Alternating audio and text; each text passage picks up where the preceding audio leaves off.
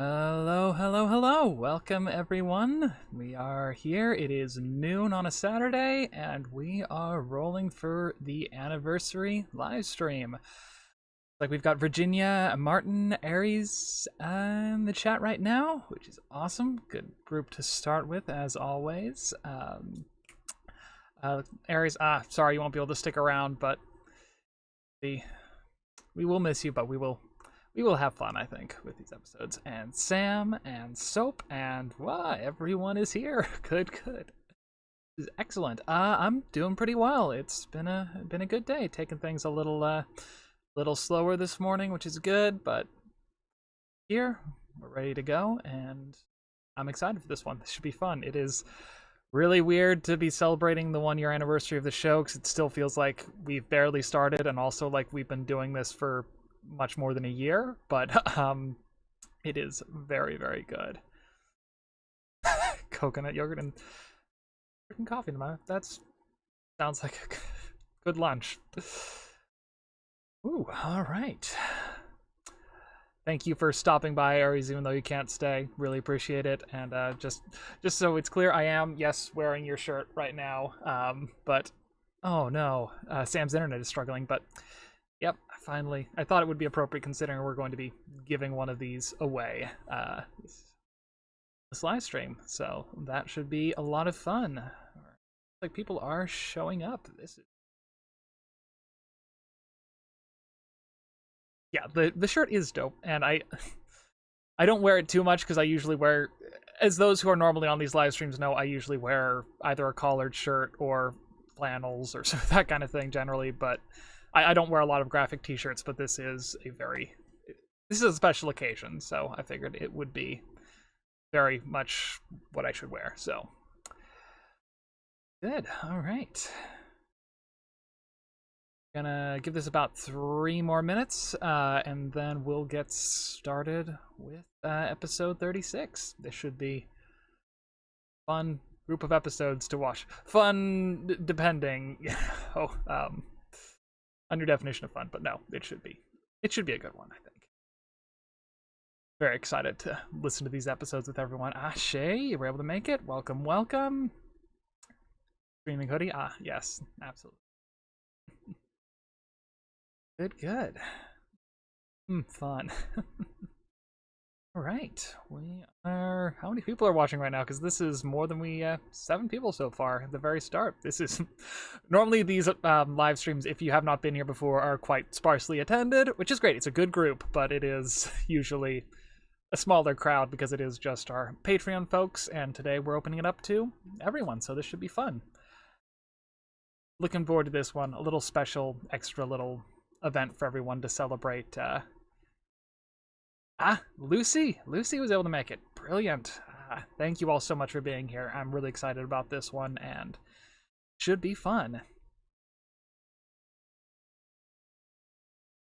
Yes, this is available to everyone. So if you want to share this link out to people you know who listen to the Sheridan tapes or anything like that, feel free. This one is publicly available, and we just want as many people in the Sheridan tapes, fandom, family, whatever you want to call it, here for this special occasion, but should be fun. Thank you all so much for making it again. I'm really excited about this. So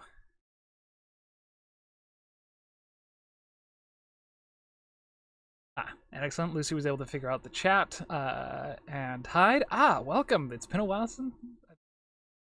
since you've been on here, Hyde, so welcome. Good to see you again. All right.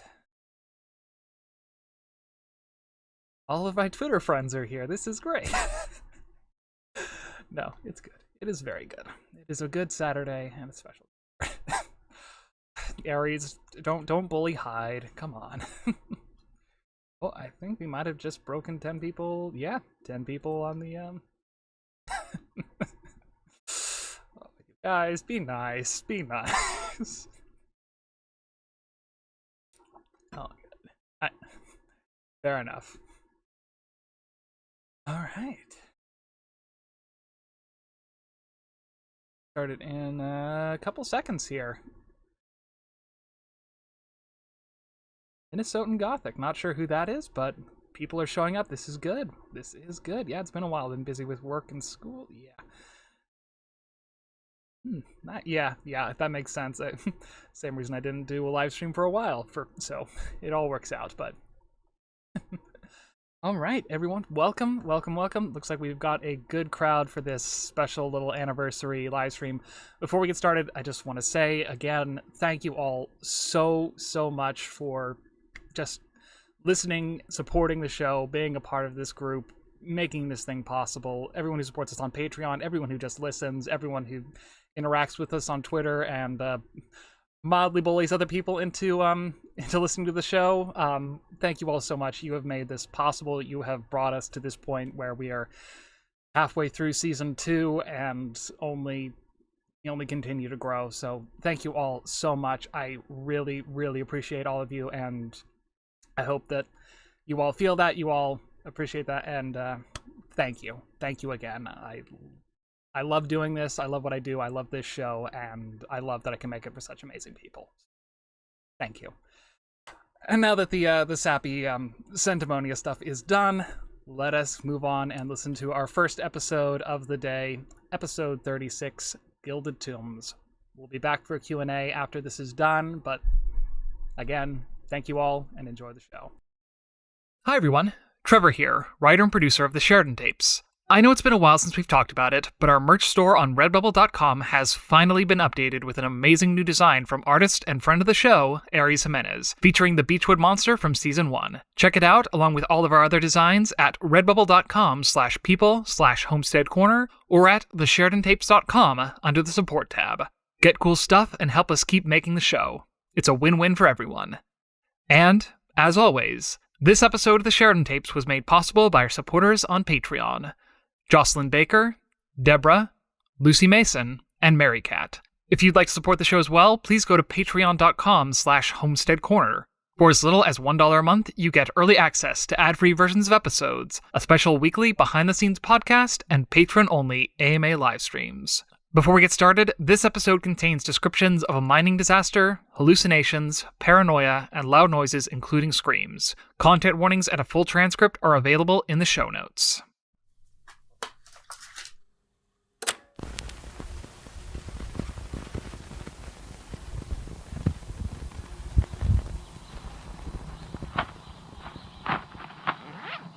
All right, Anna, here we go. Day 1 in Oslo. I've got my coffee, I've got my leads. I'm ready. Are you sure you don't know anything else? Not a thing. Wish I did, but I just saw Sam that one time before he left town. No idea what happened to him after that. Sorry. And what about my sis Anna Sheridan's fan? I heard he might have stolen it when he left town. I really can't tell you that. You're going to have to ask someone at the police station. Trust me, I'm trying. Are you sure there isn't anything else you can tell me? Listen, lady, I'm sorry, but I really don't want to get any more mixed up in all this than I already am. I'm in enough trouble with Morrison already. Who's Morrison? You have a nice day, Kate.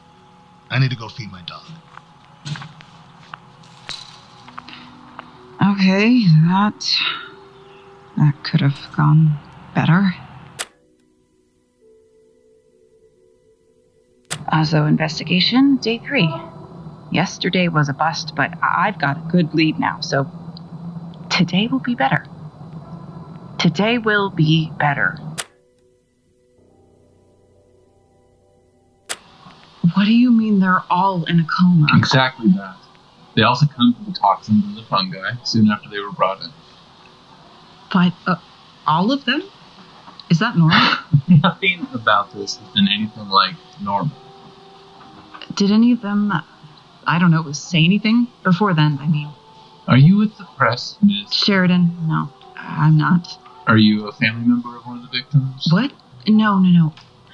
I'm looking for information about my sister. She disappeared here in Oslo, and she was interested in things like Templi Perfetum, so I thought I'm sorry, but if you're not a family member or the media, I can't tell you anything else. I'm in enough hot water as it is. If you need more, you should talk to... Yeah, someone at the police station. Been hearing that a lot this week.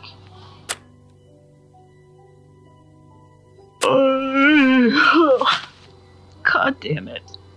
Can't sleep, so I guess we're starting, Oslo investigation day 5. Starting day 5 a little early. Or a lot early. Hooray.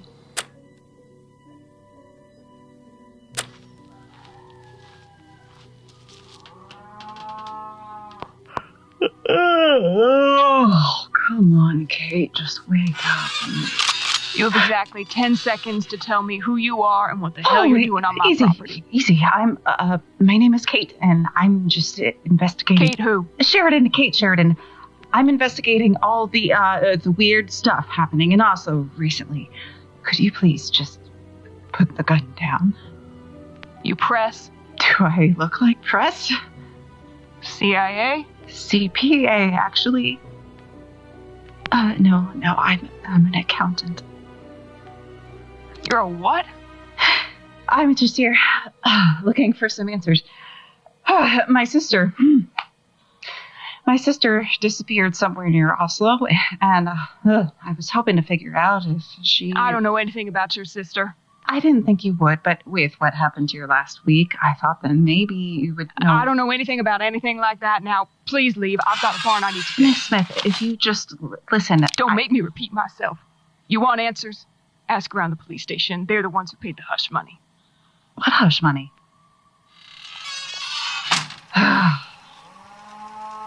Well, Anna, what now?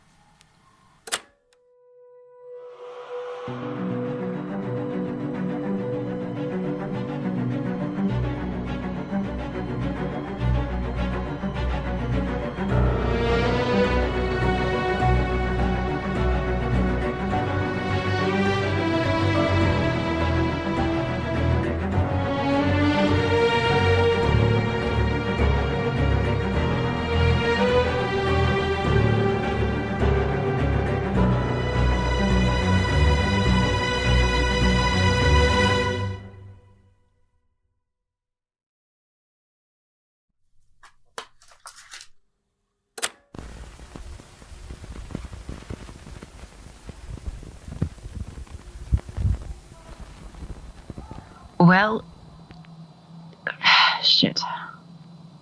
This is Oslo investigation day 6, and I've already run out of leads.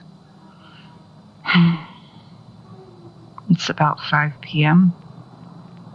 Peter's out trick-or-treating with Andrew right now. He just sent me some pictures, and they look so cute.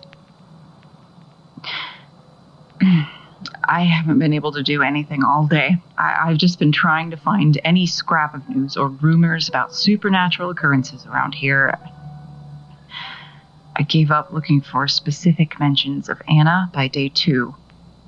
Besides a few newspaper articles and one half-baked Find Anna Sheridan campaign, it seems like no one even knew she was here. Typical Anna, to drive into a town in the middle of nowhere without telling anyone, camp out for a few weeks looking for ghosts, and then vanish without a trace. Not for what happened back in Lake Isabella, I'd almost think that...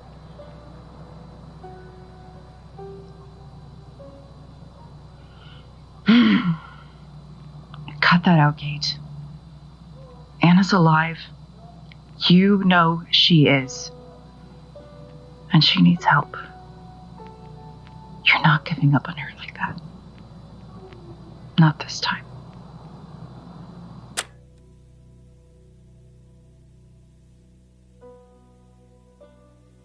I think I might have found something.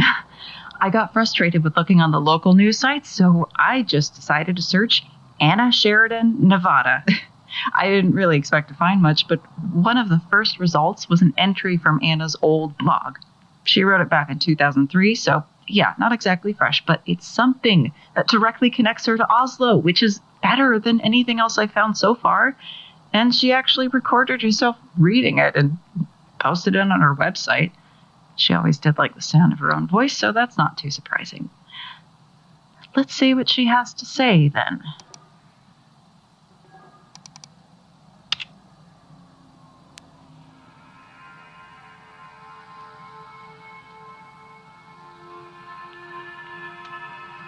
The Ghosts Below by Anna K. Sheridan, based on a true story.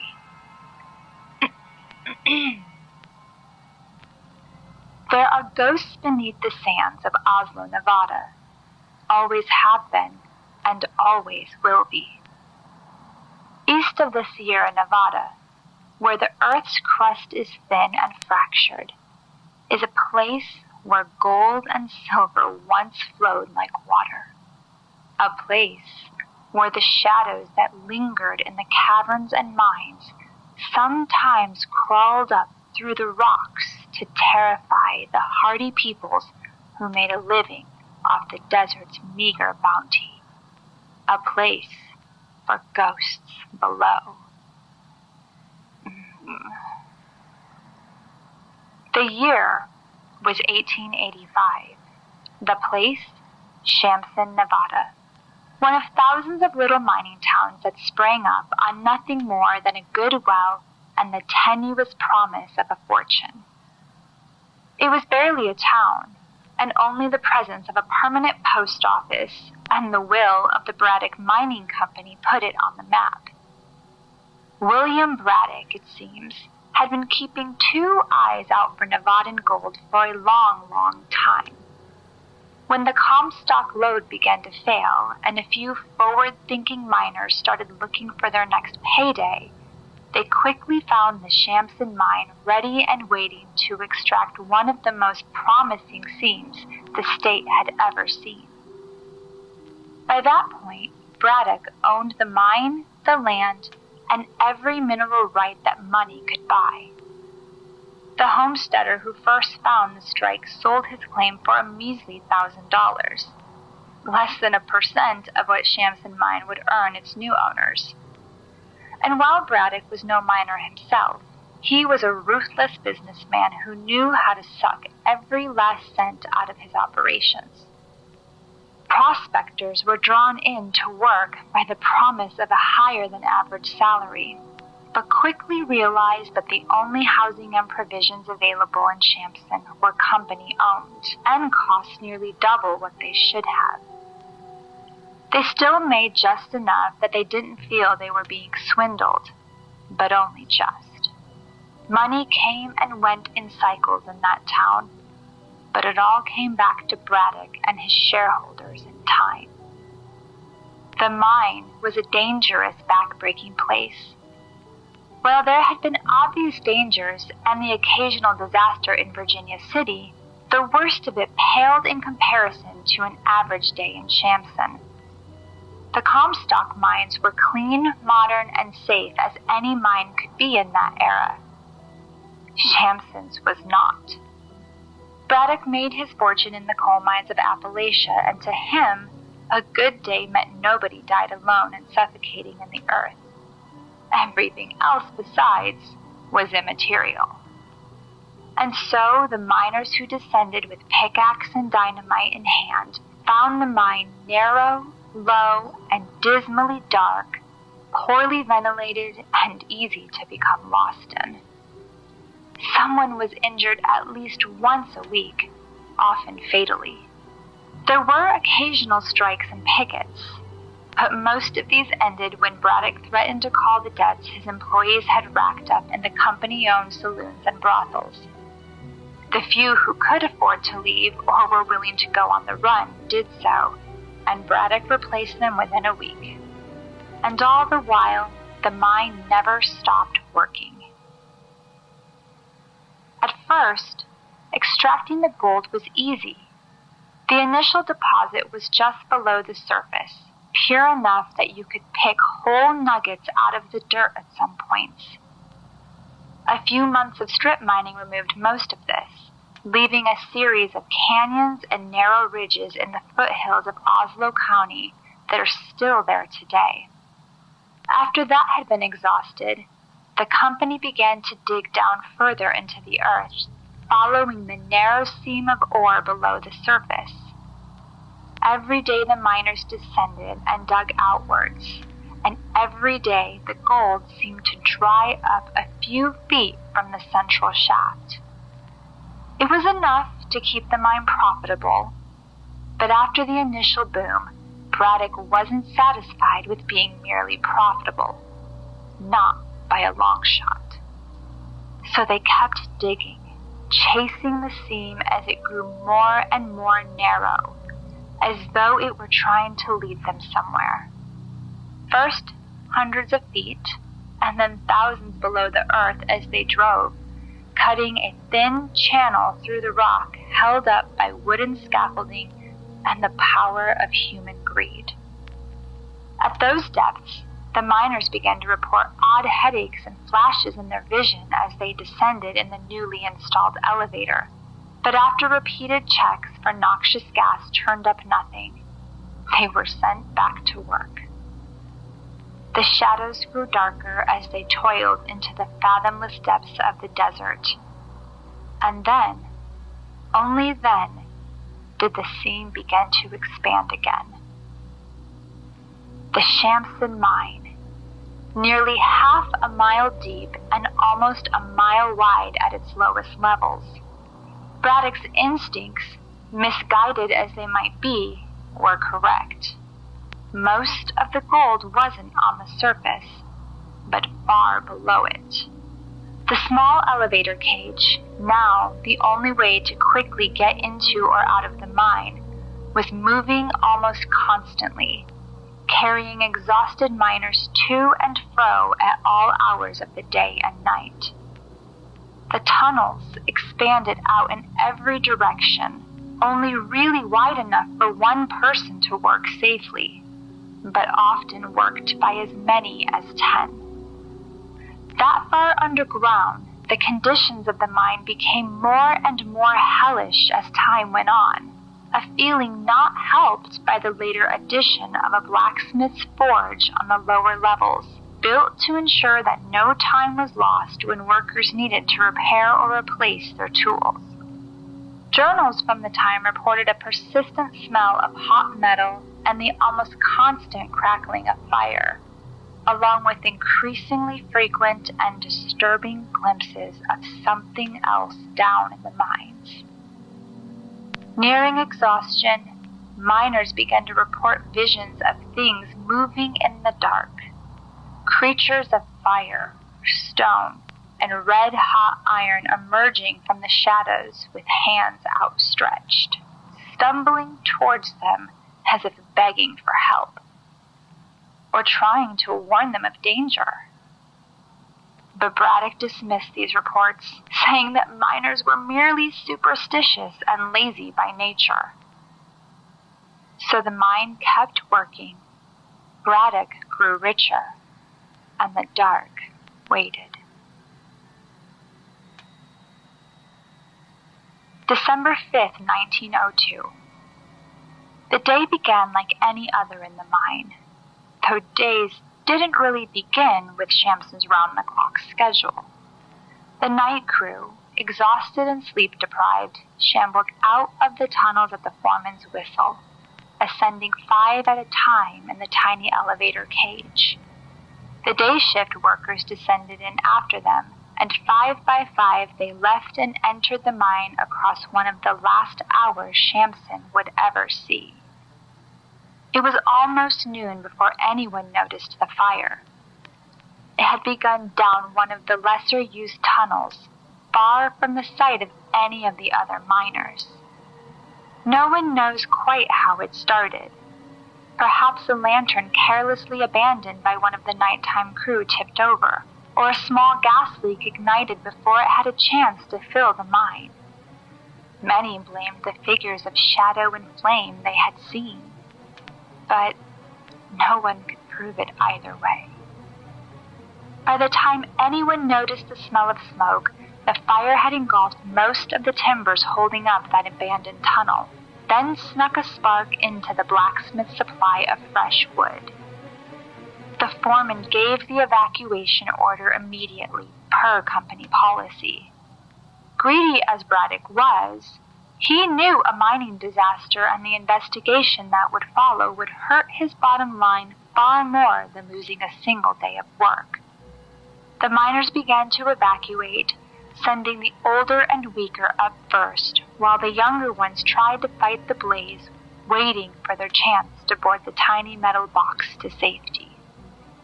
Nearly half of them made it out in the end. The last to escape later reported that they seemed to have the fire mostly under control by the time they boarded the elevator. A few of the braver ones decided to leave the relative safety of the central chamber to chase down any smoldering embers further down the tunnels. But just as those last 5 workers climbed out and the operators prepared to send the cage back down again, a thunderous boom shook the earth beneath their feet, rattling the entire town of Shamson as a plume of smoke and dust billowed up out of the mine shaft. The miners called down to those below to see if everyone was okay. No answer came. No answer would ever come. To his credit, Braddock did try to mount a rescue operation, though his motives were most likely profit, not the lives of his workers. For 3 days, the miners who escaped descended to where the shaft had been blocked by nearly 50 feet of hard-packed dirt and stone. Several times, a misplaced dynamite blast collapsed the shaft even further, or an aftershock rumbled up from below and forced the rescue crew to retreat and wait for the earth to grow still. But finally, on the dawn of the 4th day, they broke through the wall of debris to reveal the mine, now as dark and silent as the tomb it had always been. The central chamber had all but collapsed, the cheap timber frame supports having weakened and failed in the heat of the fire. Those not crushed by falling rock had fled into the dark at random, and more than a few of them were found at the ends of the tunnels, fingernails torn off by their attempts to claw through the merciless earth. Though what they hoped to find behind the walls of the mine nearly half a mile below the surface, I can't begin to guess. When the rescue crews returned to report their findings, they found William Braddock's office empty, stripped of all records and valuables, and left with a window open. By the time anyone outside of Shamson learned what had happened, Braddock and every one of his shareholders had disappeared over the border, leaving only the ruins of a ghost town and the wreck of a mine 2 miles outside of what would eventually become the city of Oslo, Nevada. It wasn't the most deadly mining disaster in Nevada. Not even the worst example of someone shamelessly profiteering off the death and misery of those who worked the mines. But it's certainly the most haunting. For as much as William Braddock seemed to think he held the lives and deaths of his workers in his own hands, it seems like he too was led along, drawn in by a thread of gold stretching far below the earth, compelled to send poor souls to their doom far from the light of the sun before the earth buried them deep. And there are some who say that golden thread still pulls those souls back into the mines. Or if you wander out into the desert on a cold, clear night, you can sometimes see the ghosts of those miners trapped in the fire, still trying desperately to return to their posts and pay off their debts to William Braddock and the Braddock Mining Company.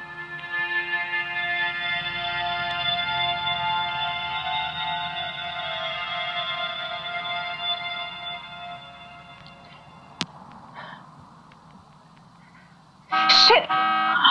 God damn it. That's why I should never listen to anything you've written in the dark, Anna. God, that is messed up. I mean, it's a true story, but still, I'm never gonna get that imagery out of my head.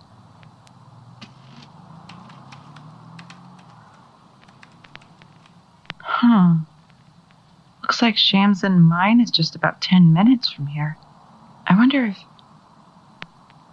No, it's too dark out there right now. I should probably just You know what?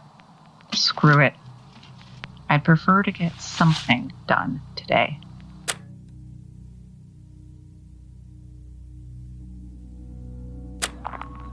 It's about 7 o'clock now, and I finally made it into the canyons proper. I was going to start from the main trailhead, but it looked like there was something going on there, and I didn't want to attract any attention. I'm pretty sure this place is supposed to be closed from dusk to dawn, though I don't know exactly how you'd try to close the whole mine off. There's got to be 24 of these box canyons all leading there from different directions. The only gate I've seen was at the trailhead.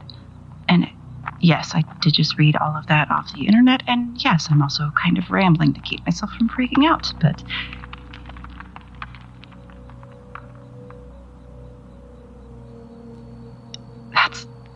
I'm sure that was nothing.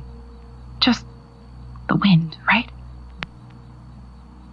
Oh, come on, Kate, you know better than that by now. Let's see, I put it in the inside pocket with the rest of the... Shit. Oh, thank God. Good evening, officer. What the hell are you doing out here? Excuse me? This area is closed to the public. How'd you get in here? Oh, I must have missed that. Got in before the gate was closed. I'm so sorry. I didn't realize how late it was getting until... Ned, who are you talking to? Oh, great, another tourist. Lieutenant Tyler? Wait, Mrs. Sheridan? What, you two know each other? Well, I wouldn't say we know each other, but... We've spoken. Once. Wait, Sheridan? As in Anna Sheridan? God, every damn time. Yes, she's my sister. What are you doing out here? I thought you were staying in town. I'm just chasing down some leads. I think Anna might have been out here at one point. So you came out in the middle of the desert after dark? Do you have any idea how dangerous that is? I can handle it myself, Lieutenant Tyler. Be that as it may, the mine is closed to the public. I'm sure you have a good reason to be out here this late, but it'll have to wait until tomorrow. Are you kidding me? I've been trying to chase Bill down all week. You think I'm just going to leave now? Yes, you are. Oh, come on, Ned. I should probably just talk to her for a...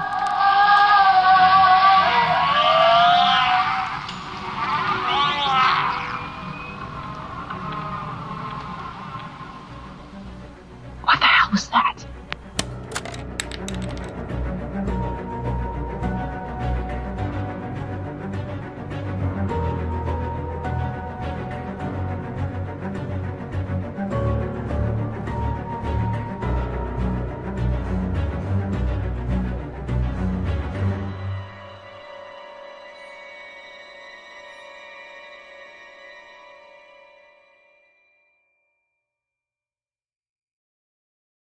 The Sheridan Tapes, Episode 36, Gilded Tombs. Starring Erin Neely Chaconis as Anna Sheridan, Virginia Spots as Kate Sheridan, Maurice Cooper as Jerry Price, Conrad Spots as the nurse, Sarah Carnes as Laura Smith, Jesse Steele as Bill Tyler, and Ezra J. Wayne as Ned LaRoe, with original music by Jesse Hagen. Written by Trevor Van Winkle and produced by Virginia Spots and Trevor Van Winkle, and made possible by our supporters at patreon.com/homesteadcorner and at ko-fi.com/homesteadcorner. Visit thesheridantapes.com to view additional content, rate and review us on Apple Podcasts, and connect with us on Twitter at Sheridan Tapes and on Instagram at The Sheridan Tapes. I'm Trevor Van Winkle, this is Homestead on the Corner, and you're listening to The Sheridan Tapes.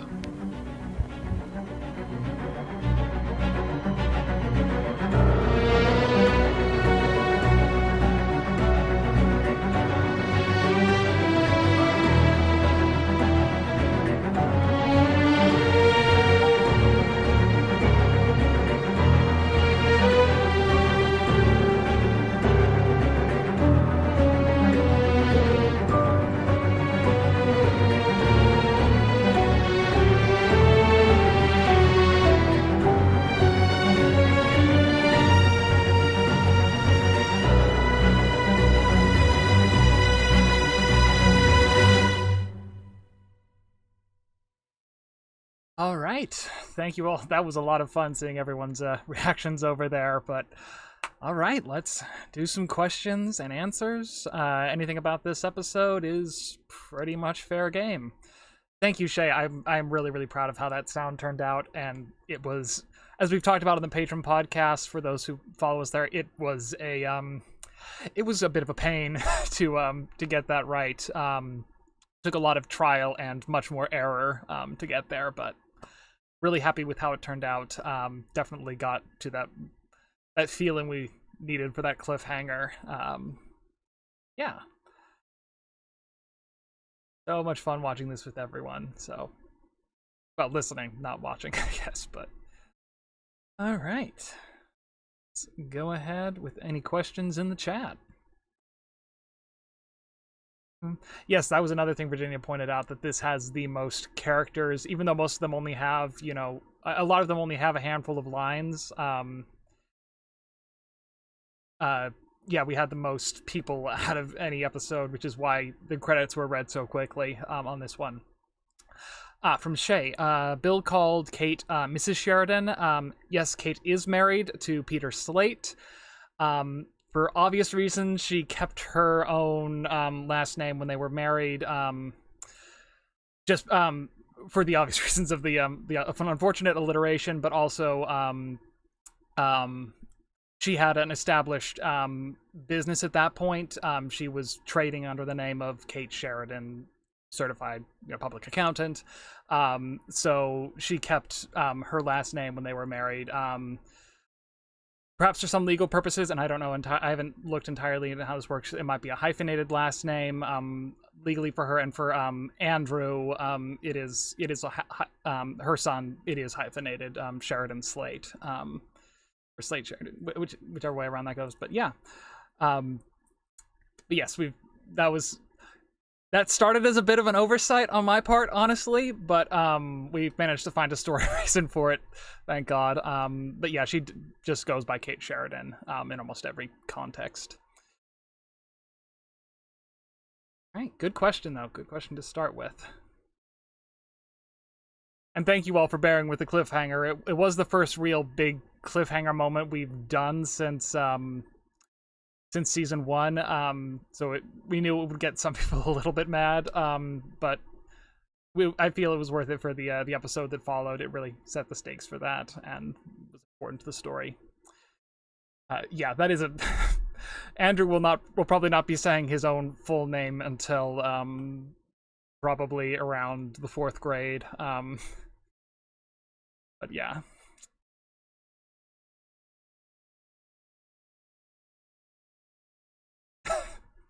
Oh, from Hyde, can I just say I love the little "oh" at the tourist from Bill. There was so much feeling.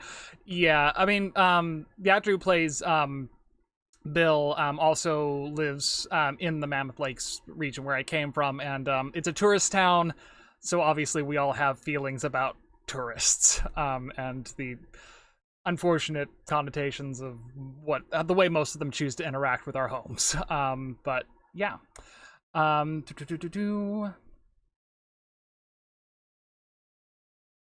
Is it more difficult to have more voice actors and more back and forth banter in an episode?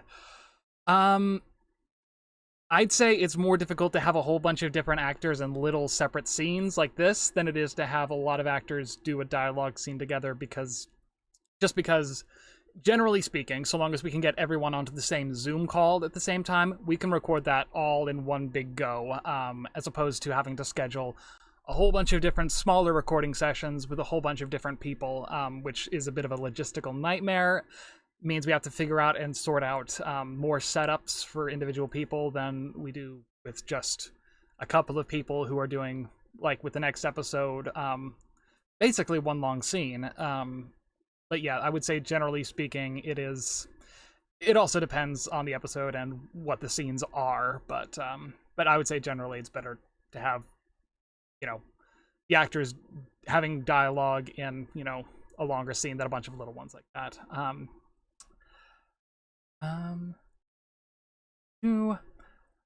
Not a question, but comment. I love how much Kate has grown and developed as a character since beginning her investigation. Yeah, I'm really, really proud of that.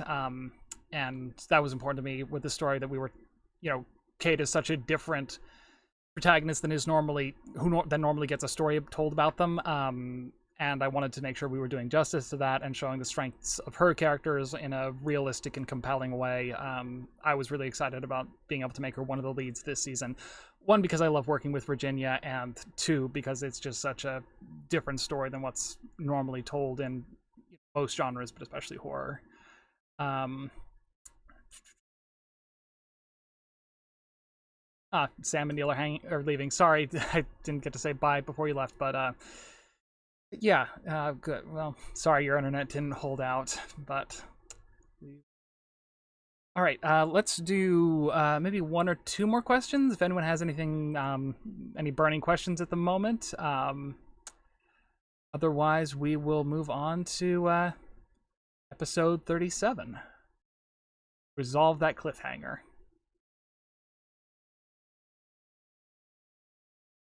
All right, let's see.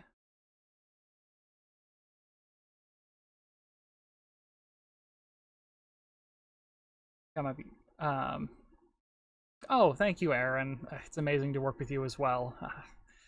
Thank you for saying that after we've asked you to re-record several large scenes this season due to technical glitches and just general... Not even words, just nonsense. Just nonsense. But it's been amazing to work with you. You've done an amazing job this season. And I can't wait to see what we get to do with you for the rest of the season. All right. I think we will get started with episode 37. As Hyde says, cool ghost time.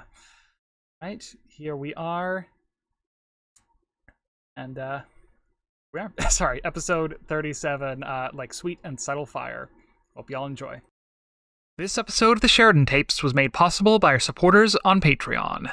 Hannah Levine, Olivia Siegel, Steve and Gretchen Weissmeister, and Bridget G. If you'd like to support the show as well, please go to patreon.com/homesteadcorner. For as little as $1 a month, you get early access to ad-free versions of episodes, a special weekly behind-the-scenes podcast, and patron-only AMA live streams.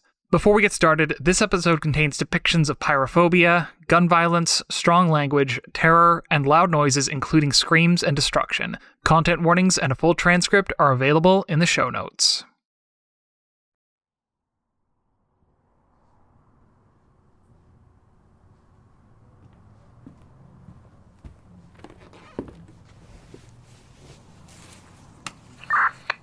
All units be advised, 1053 at 2nd and Braddock. 10-4 dispatch, they need more help over there. Negative 221, just a bit of a fender bender. 10-3, I'll check it out. All units in the vicinity of North Walford, 1070 reported. Repeat, 1070 in the North Walford vicinity. Bill, could you come help me with my costume? Can't get this last zip up. I'll be there in a minute. Are you still listening to that thing? Come on. It's Halloween night. Just leave it. I'm still on call for another 3 minutes, but after that, I'm all yours. Well, all right. Guess I'll figure this out myself.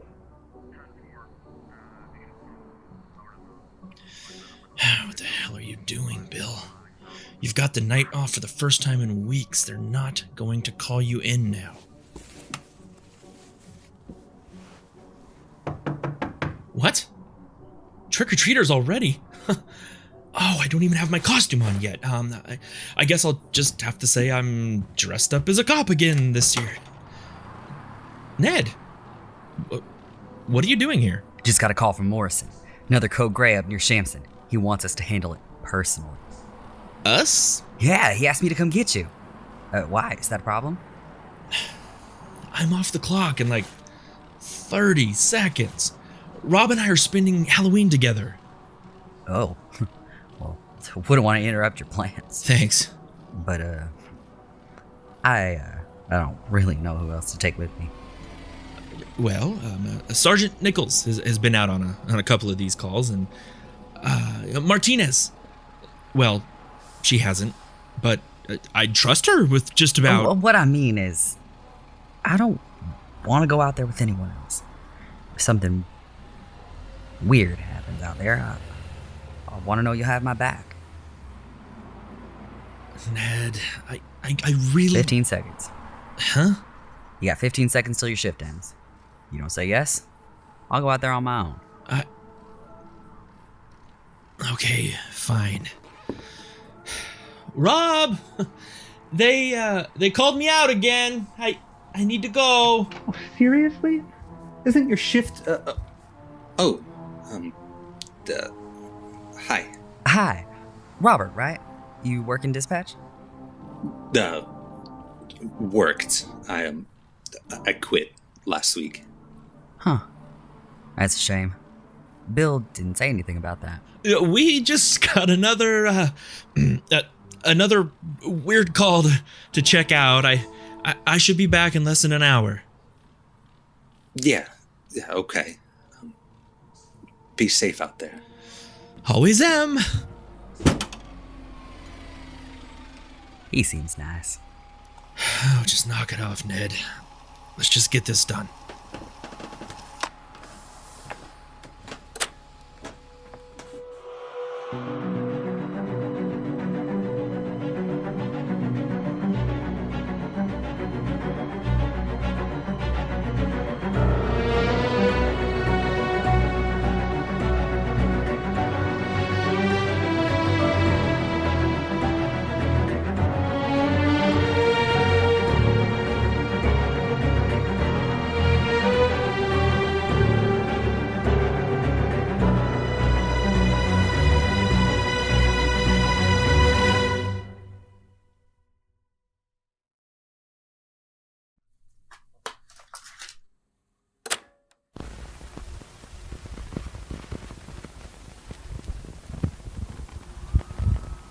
What are you doing out here? I thought you were staying in town. I'm just chasing down some leads. I think Anna might have been out here at one point. So you came out in the middle of the desert after dark? Do you have any idea how dangerous that is? I can handle it myself, Lieutenant Tyler. Be that as it may, the mine is closed to the public. I'm sure you have a good reason to be out here this late, but it'll have to wait until tomorrow. Are you kidding me? I've been trying to chase Bill down all week. You think I'm just going to leave now? Yes, you are. Oh, come on, Ned. I should probably just talk to her for a...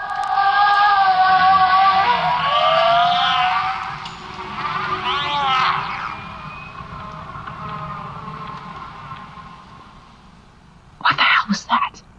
Shit. Mrs. Sheridan, I don't know how to tell you this, but there might be something out here that it isn't quite normal. A hiker called 911 about a creature they saw out here, and You're out here hunting ghosts, aren't you? what? No. Of course not. Don't be silly. It's just... Give it a rest, Bill. She knows. You do?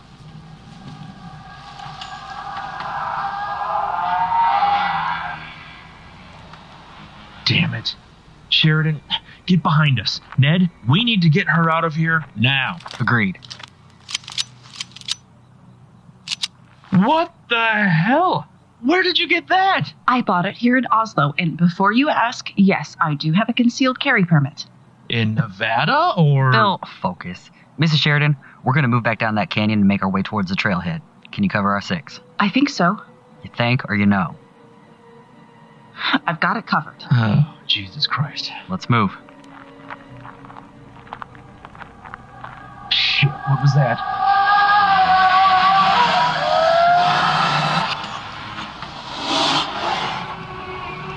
That way's no good. Bill, do you know if any of these other trails lead to the parking lot? No, I don't. Mrs. Sheridan, where did you park your car? What? Oh, just past the mine down that way. Can you get us back there in the dark? Of course I can. Okay. Sheridan, you lead. Tyler, you stay up front with her, and I'll watch our 6. How far is it? About a 10-minute walk, give or take. I was going pretty slowly. All right, lead the way.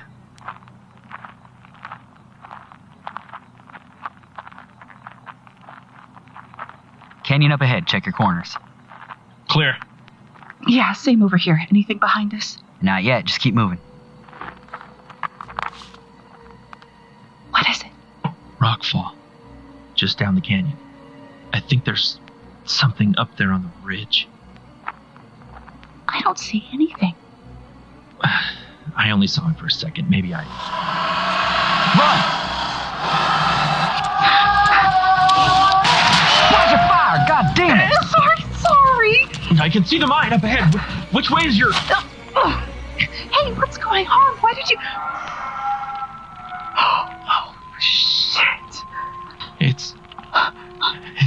It's burning. It's just standing there burning. What are you waiting for, Tyler? An invitation? Just shoot the damn thing.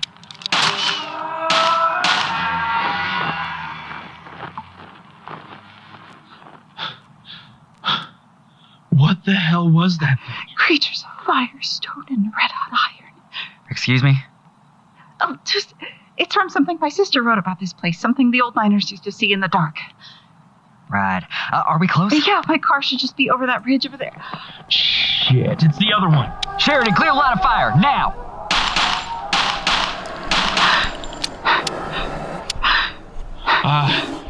Ned, it's not running. Reload. Bill? What? Shit, Ned, look! Oh, fuck me. I thought we scared that one off. Apparently not. Sheridan, is there another way to get to your car? Not with these things blocking the trail. Damn it. What's that building over there? What? Oh, that's the entrance to the mine where the elevator used to be. Will they keep explosives in there? Explosives? Well, maybe. I don't know. Not like we got a lot of other options. Sheridan, Tyler, go get that door open. I'll cover you. Got it. Come on.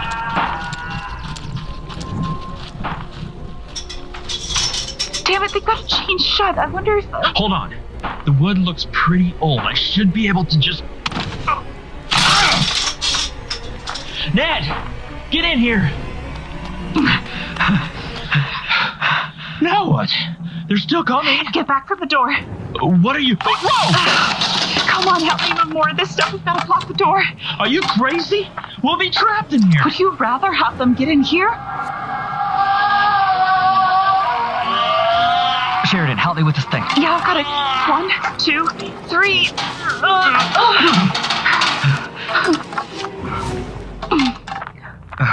right. That should hold him for now. For now? Should? Best case, keeps him out of here until dawn. Whatever these things are, I doubt they'll stick around during the daytime. Great. So much for Halloween with Rob. Thanks, Sheridan. How is this my fault? Look, Bill, ease off. You know what? No, I don't think I will. I've got every right to be pissed off at her.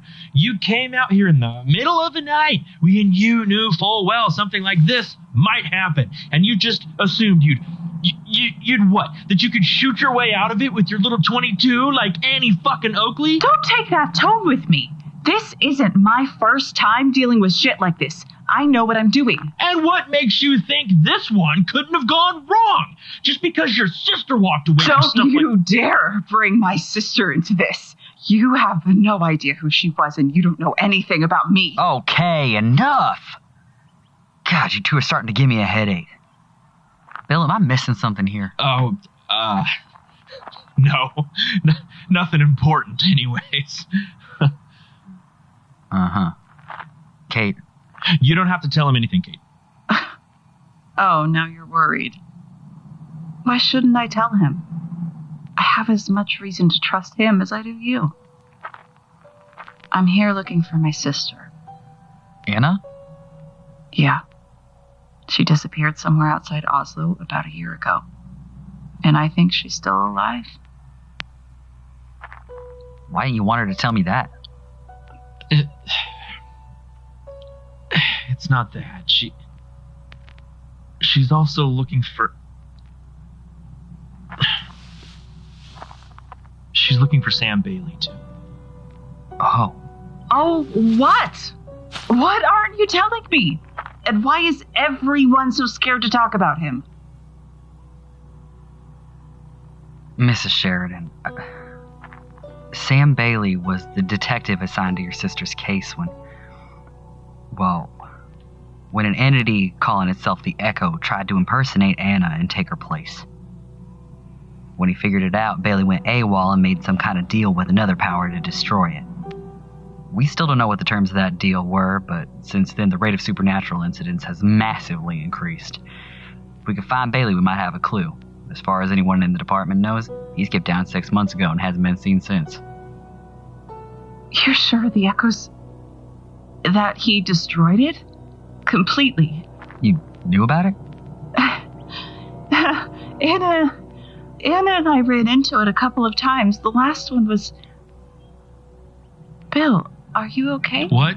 Oh yeah, I'm fine. Sam was your last partner before I got here, right? I hear you two were pretty close. Oh, no, not really. I mean, he was kind of an asshole, and I tried to make friends with him, but he It's okay, Bill. You don't have to talk about it if you don't want to. Ned, could you give us a moment? Sure. Yeah. I'll go check around the back. Make sure there's no other way in.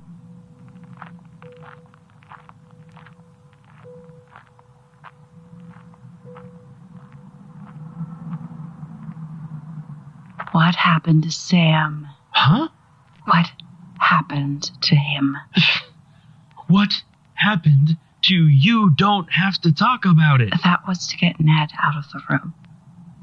You clearly have something you need to say, and you clearly don't trust him half as much as you pretend to. I do trust him. He's a good cop. I know he's got my back. That might be true, but that just means there's something you know that you don't want him to tell your boss. Something about Sam.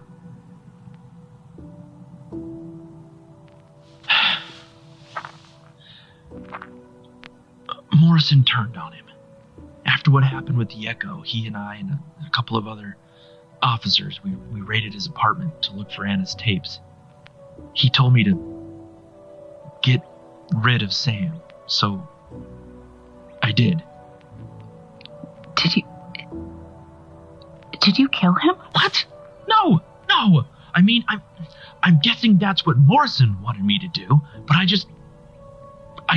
got him out of there. I hid him somewhere. Safe. Where? I can't. Ned, are you alright? Oh, we need to get out of here. Now. What's wrong? Oh, can't you hear that? Oh, shit. The fire's already spreading through the back half of the building. We need to move this stuff. Now. Ned, get on the other side of this case. Got it. I got it. 1, 2. We're trapped. There's got to be another way out of here. Sheridan, you read about this place. Anything that might help? I think the only other way out of here is down there. Down the mine shaft. Are you crazy? I didn't say we should go that way. I just said that it's... What is it? Still trying desperately to return to their posts and pay off their debts. Yeah, come on, Ned. If we move fast enough, we might be able to shoot our way out of here. You see how many rounds they already took? Do you have a better idea? I might.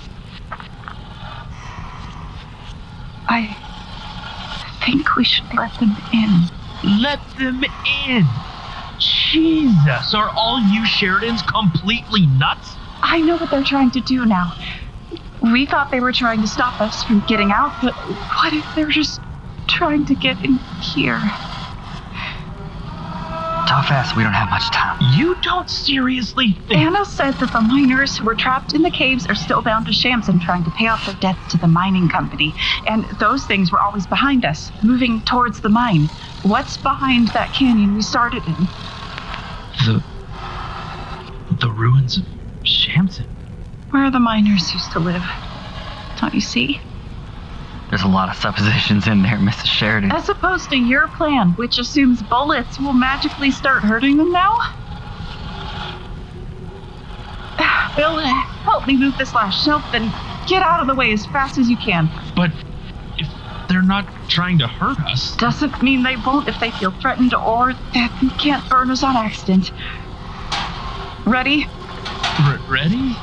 1, 2, 3, lift!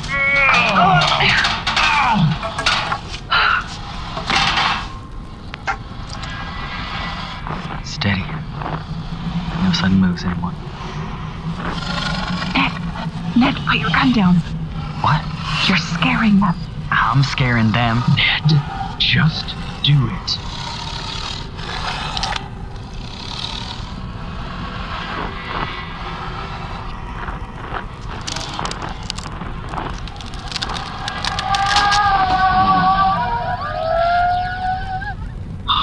Holy shit, did they just Return to their posts? Yeah. The only way they can with the elevator broken. Sheridan?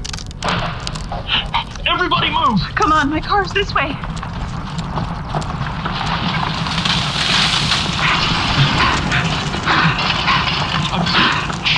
Should we call someone? Or? Too late! There's no way to get an engine out here. Less talking, more running.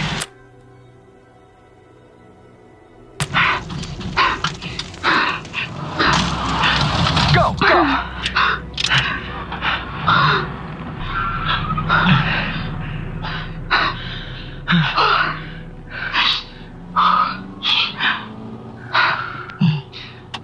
Everyone okay?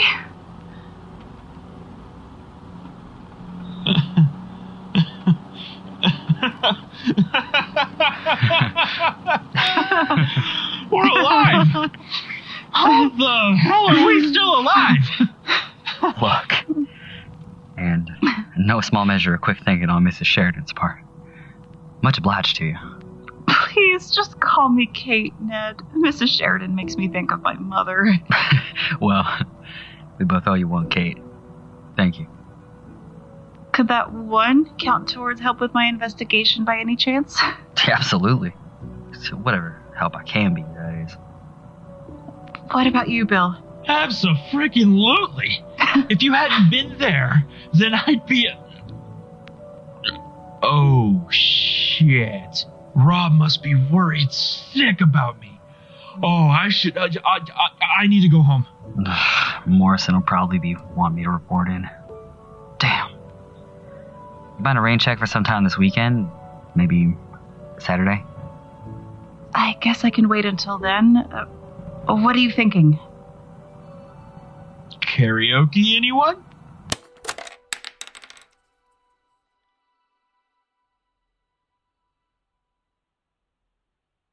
The Sheridan Tapes, Episode 37, Like Sweet and Subtle Fire. Starring Jesse Steele as Bill Tyler, Virginia Spots as Kate Sheridan, Ezra J. Wayne as Ned LaRoe, Chris Martin as Robert Quincy, and Carmina Manley as Dispatch, with original music by Jesse Haugen. Written by Trevor Van Winkle and produced by Virginia Spots and Trevor Van Winkle, and made possible by supporters at patreon.com/homesteadcorner and at ko-fi.com/homesteadcorner. Visit thesheridantapes.com to view additional content, rate and review us on Apple Podcasts, and connect with us on Twitter at Sheridan Tapes and on Instagram at The Sheridan Tapes. I'm Trevor Van Winkle, this is Homestead on the Corner, and you're listening to The Sheridan Tapes.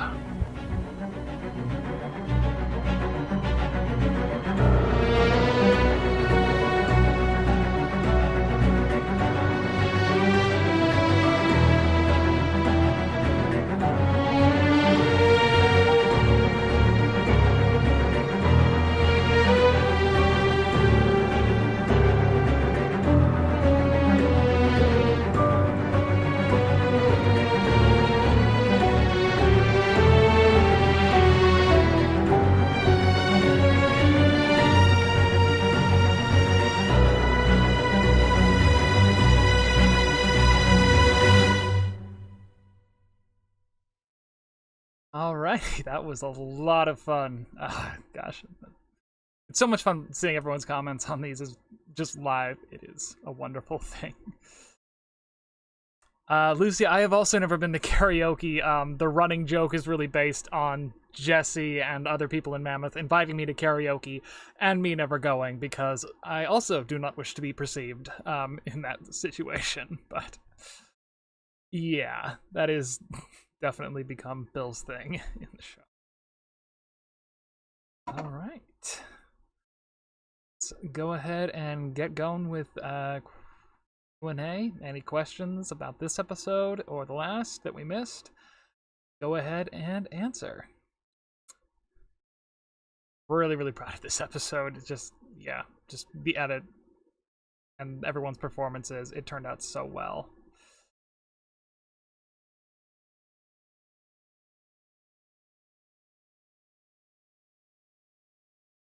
Let's see. Ooh, scrolling through the I also want to say, Virginia, canonical yeet is probably the best phrase of the live stream so far. Yeah, from Minnesotan Gothic / Jampersand, did you always know how the ghosts would be managed, or did you think of other endings? I'm trying to remember how the writing process with this one went, because it really was written in parallel with episode 36. They were, wrote them both at the same time, kind of, and went back and forth adjusting things as I went. But I think the solution was always going to be a kind of non-violent, just get out of the ghost's way kind of solution, as opposed to, Bill and Ned's idea of trying to, as some people said, shoot at the ghosts, which, what's that going to do? But yeah, that was kind of always the tone I was going for with this one, is having Kate come in and show them, two of them, a different way of dealing with these things than maybe Morrison and their police training has given them in the past, and it working, and her being the one to get them out of this situation. I don't think there was ever really I think details shifted and changed about the ending, but I think that was always kind of the overall intention and feel of it. Good question. Was Kate from Hyde? Was Kate Was Kate consciously using the mom voice with Bill, or does it come naturally from her? And Virginia has answered this. From an acting perspective, I feel like Kate was choosing to use that tone, knowing what she was hoping to get. I would say, probably agree. I think in the first time it really comes out in the heat of the argument they're having with the, don't take that tone with me. I think that's just kind of, she's doing that unintentionally, but that is the tone she would use in that situation. Just one, because of her personality, and two, because she is a mother, and so I think consciously she was using it later on, when she's, trying to talk Bill around to being honest with her. But that first instance was kind of just in the heat of the moment, kind of just unintentional. But it was it was fun to play that kind of dynamic between the two of them. Good questions.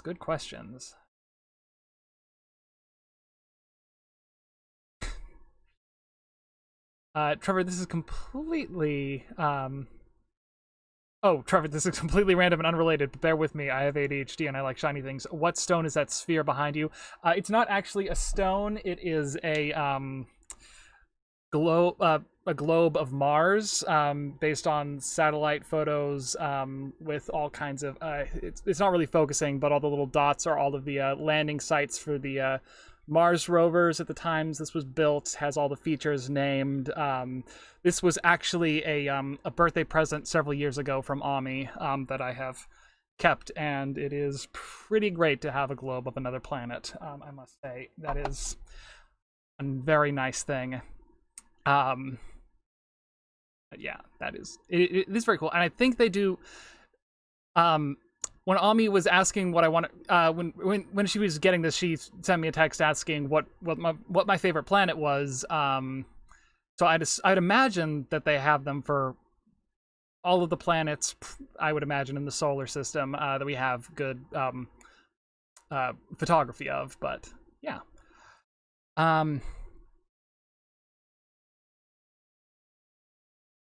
Let's see. From Shay. Is Kate steadfast in her faith enough that you think it will survive her encounters with these situations and creatures? Or do you think the events will cause her to second guess her beliefs? I mean, based on Soul, she is already definitely second guessing her beliefs, towards the beginning of the series. There are some things that will be revealed later in the season. There are definitely going to be challenges to, her faith and her beliefs and her worldview in all of this, and in things we will learn about. But yeah. So yeah, they flew the drone on Mars. That is, Ingenuity, I believe, the little helicopter drone that they flew. That is amazing that has happened in our lifetime, and yeah, an amazing piece of technology to make that work on Mars is just, it's kind of a crazy accomplishment, honestly, and yeah. Right. Yeah, to the chopper. Yes, indeed. Schwarzenegger would say. All right. Let's see. We're got about 5 more minutes, I think, until we're going to start episode 38. So you have a moment to prepare yourselves. But if you have any more questions about this episode, or Kate, or Bill, or Ned, go ahead and put them in the chat, and I'll answer them to the point. Without spoiling things. I'll answer them as much as I can.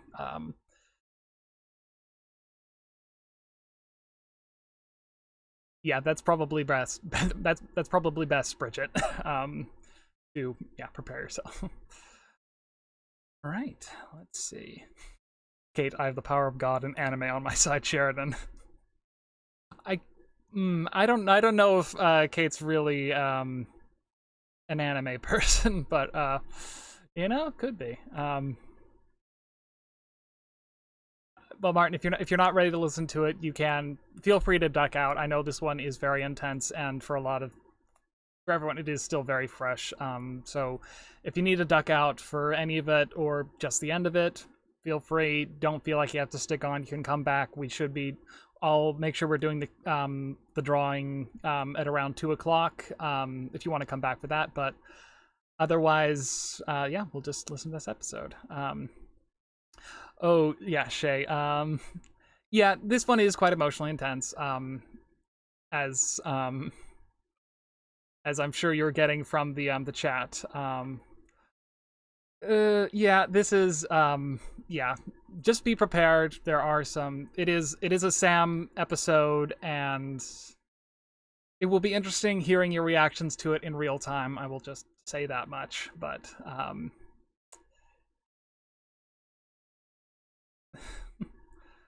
oh, fun fact! I wrote Lazy Saturdays before hearing episode 38. You might have to add another verse now, Bridget.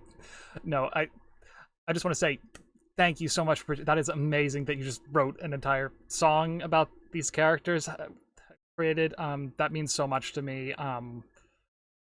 It's just that is amazing, and I love the song, and I cannot wait to buy it on Bandcamp as soon as it's ready. Because, gosh, I'm so excited.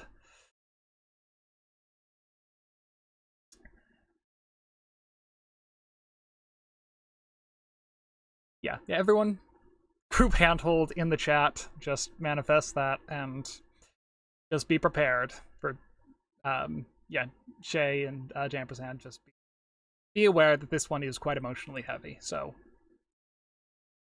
everyone, be nice in the chat, please, and we will go from there. All right, we got a few minutes before we're gonna start, but any more questions about episodes 36 and 37 before we get going? I think we can do one more before we get started.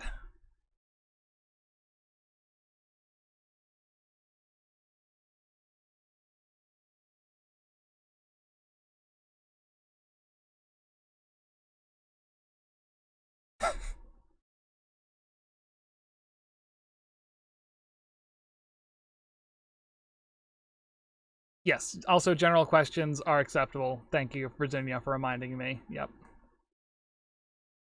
And we'll do a longer Q&A at the end of this. Yes, you're very welcome, Shay, for introducing you to the Magnus Archives. Amazing show, huge inspiration behind the Sheridan tapes.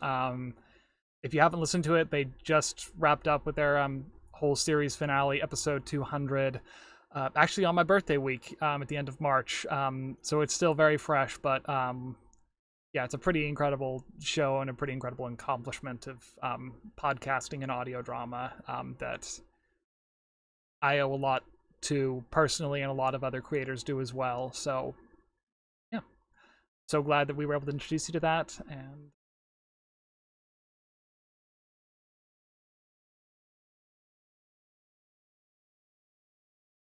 Night Vale and the Black Tapes. I have not watched all the way through that. Yeah, there are tons of great horror podcasts out there. I appreciate everyone enjoying this one. But please do branch out, support other horror podcasts out there. We just did an introduction for 13. But yeah. All right. And a sadder Sam Allen song, so that'll be fun. All right.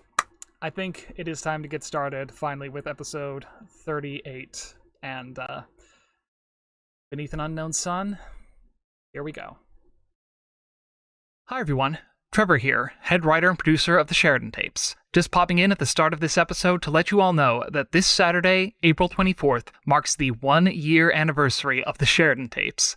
As a way to thank every one of you for listening and supporting our show, I'll be hosting a live listen party for our last 3 episodes, along with a giveaway for one of the Beechwood Monster t-shirts designed by Aries Jimenez this Saturday, April 24th at 12 p.m. Pacific Daylight Time. Check the links in the show notes for more information, or follow us on Twitter at Sheridan Tapes to know when we go live. Thank you all so much, and now, back to the show. This episode of the Sheridan Tapes was made possible by our supporters on Patreon: AJ Dvorak, Elena Malnati, Kristen Leonard, and Aaron404. If you'd like to support the show as well, please go to patreon.com/homesteadcorner. For as little as $1 a month, you get early access to ad-free versions of episodes, a special weekly behind-the-scenes podcast, and patron-only AMA live streams. Before we get started, this episode contains depictions of grief and loss, terror, and some strong language. Content warnings and a full transcript are available in the show notes.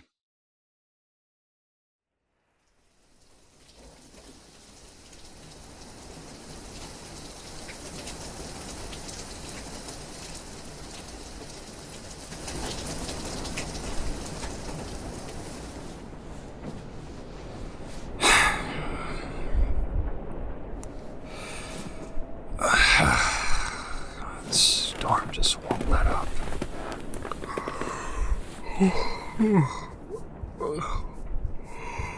The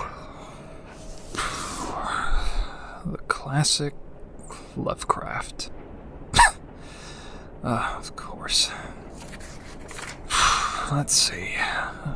Shadow over Innsmouth? No.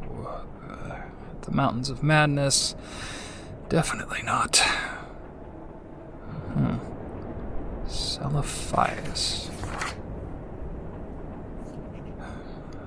In a dream, Coronis saw the city in the valley, and the seacoast beyond, and the snowy peak overlooking the sea, and the gaily painted galleys that sail out of the harbor towards the distant regions where the sea meets the sky. In a dream, it was also that he came by his name of Coronis, for when awake he was called by another name. Perhaps it was natural for him to dream a new name, for he was the last of his family, and alone among the indifferent millions of London, so there were not many to speak to him and remind him who he had been. His money and lands were gone, and he did not care for the ways of people about him, but preferred to dream and write of his dreams. What he wrote was laughed at by those to whom he showed it, so that after a time he kept his writings to himself, and finally ceased to write. The more he withdrew from the world about him, the more wonderful became his dreams, and it would have been quite futile to try to describe them on paper. Coronis was not modern, and did not think like others who wrote. Whilst they strove to strip from life its embroidered robes of myth, and show in naked ugliness the foul thing that is reality, Coronis sought for beauty alone. When truth and experience failed to reveal it, he sought it in fancy and illusion, and found it on his very doorstep, amid the nebulous memories of childhood tales and dreams. There are not many persons who know what wonders are open to them in the stories and visions of their youth. For when as children we listen and dream, we think but half-formed thoughts, and when as men we try to remember, we are dulled and prosaic with the poison of life. But some of us awake in the night with strange phantasms of enchanted hills and gardens, of fountains that sing in the sun, of golden cliffs overhanging murmuring seas, of plains that stretch down to sleeping cities of bronze and stone, and of shadowy companies of heroes that ride caparisoned white horses along the edges of thick forests. And then we know that we have looked back through the ivory gates into that world of wonder that was ours before we were wise and unhappy.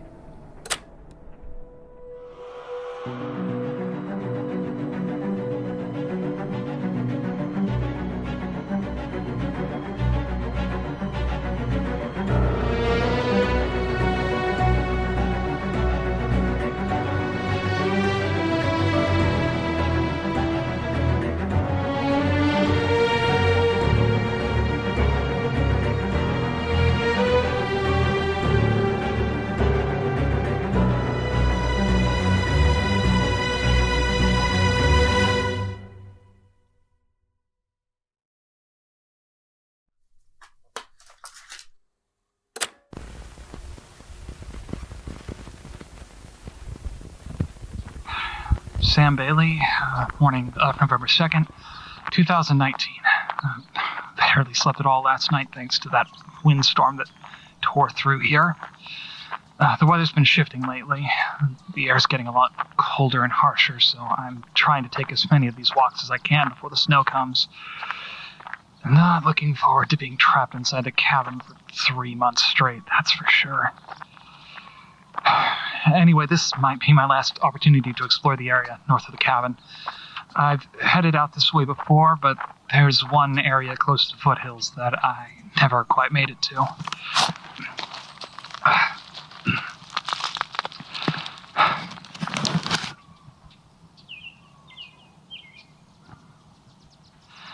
I wish I knew how to explain what happened in the basement the other night with Alan. Hearing him was like having a dream. Like going to bed hungry, dreaming about the biggest Thanksgiving dinner you've ever seen, and then waking up just as hungry as before. More so, actually. Of course, while I was on the phone listening to his voice, time just seemed to stop.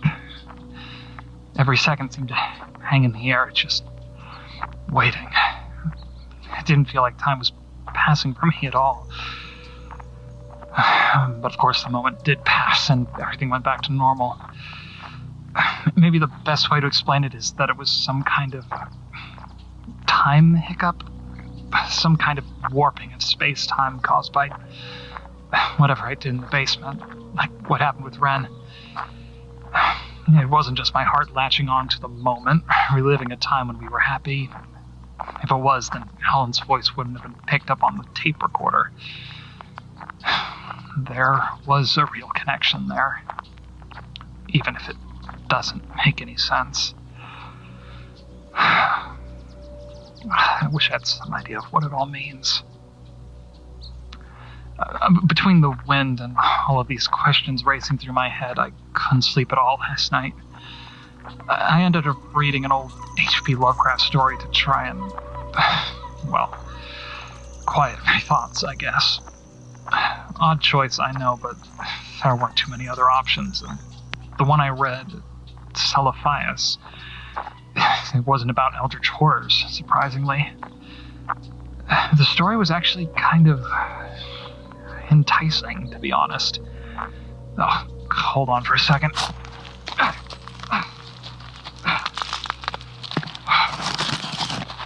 It's so short, it only took me 10 minutes to read the whole thing. The man in the story is called Coronis. At least that's his name in his dreams. He feels a lack of connection to the real world and his family, but then one night he dreams about a seaside city called Celophias, a place more beautiful and thriving than anything he's ever seen. And to his delight, he realizes that he's dreamt of it before. 40 years ago, when he was a little boy. How did it go again? There he stayed long, gazing out over the bright harbor where the ripples sparkled beneath an unknown sun, and where rode lightly the galleys from far places over the water. And he gazed also upon Mount Erin, rising regally from the shore, its lower slopes green with swaying trees, and its white summit touching the sky. All right, I might have read it more than once before I fell asleep.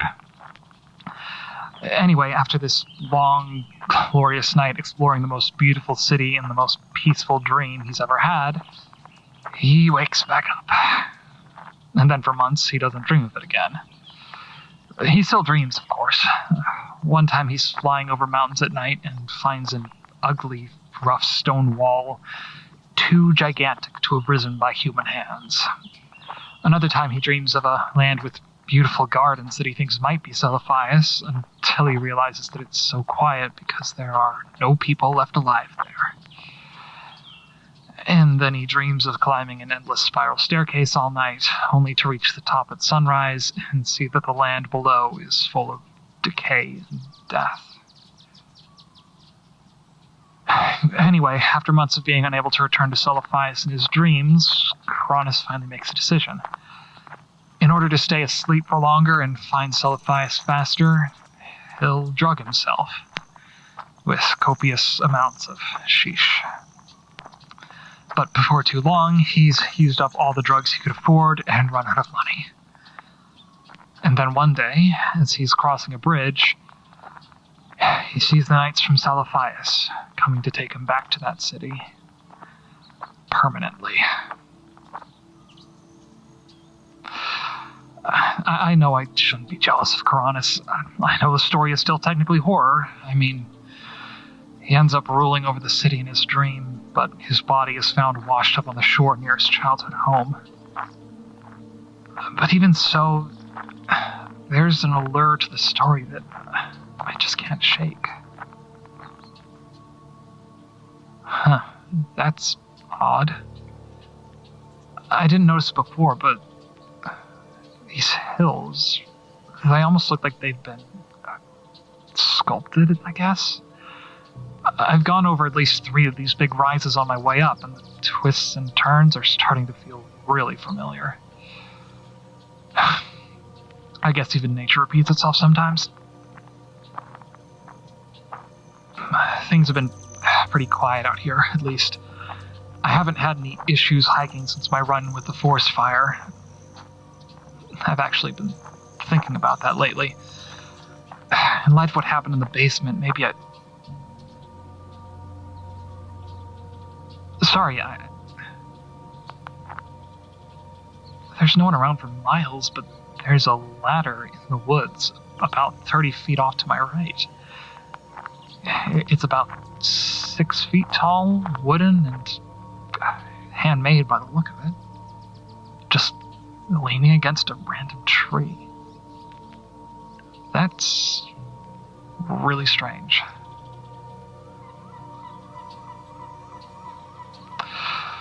It's probably been here for a while. It has some pretty heavy weather damage. Maybe it's some kind of memorial? Maybe a marker someone left out here years ago? The pine needles under the tree don't look like they've been disturbed, so... I guess I'll just have to chalk that up to someone putting it out here for, fun. Yeah. And yet again, coming up on a 4th rise, and it looks exactly the same. At this point, I could probably climb it with my eyes closed.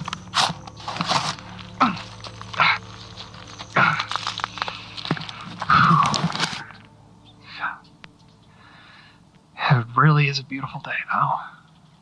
The sky is clear, and it's starting to feel warmer now that my blood's pumping. To be honest, it's been nice to get a break like this. Sure, I don't have any money. Sure, I'm depending on the kindness of a friend for food, which, well, that's not exactly ideal. He keeps telling me it's not a problem, but I know better. I hope I can repay him someday. And then, of course, there's the fact that my former boss wants to kill me. That's definitely a problem. But other than all that, it's more of a break than I've ever had. I can't explain how nice it's been to wake up each morning, hike in the sun and the fresh air and the silence, and then spend the evenings untangling my own thoughts. God, but I needed it. I've been wound so tight my whole life, I was bound to snap eventually.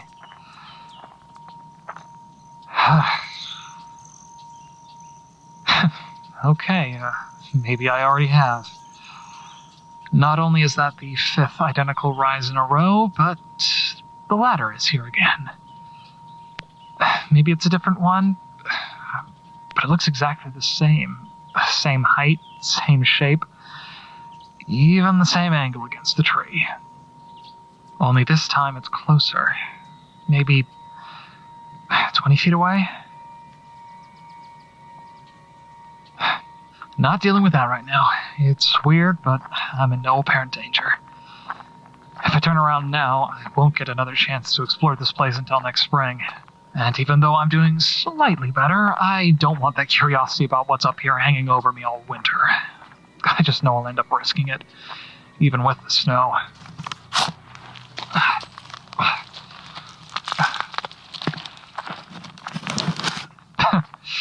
I can't wait to tell Bill about this one. He'll probably just laugh at how worried I'm being. I guess I do actually miss having people to talk to. Never thought I'd say that and actually mean it. But I guess that's what 5 months in the woods will do to you. 6 months. 6 months. Right. Yet again, time is losing all meaning up here. I have this feeling that I'm scratching the surface of something bigger. Something about time. The lake, the echo, Alan's voice, even the wildfire. I think there's a connection between them. I don't know if it's possible to explain logically, or if it really is just a gut feeling. I hope it's logical. I don't know how to deal with it otherwise. I've always needed things to be settled, to be rational. At least I have for as long as I can remember. I may have lived more from the gut before Mom and Dad. Before what happened in the lake. But was that really a truer version of me? Am I finally integrating some part of me that I've buried all this time? Is that why I keep brushing up against different powers like this? And, you know, I was so focused on figuring out what happened to Anna before, on how much of what she recorded on her tapes was real, that I didn't even think to ask. What was she looking for, exactly?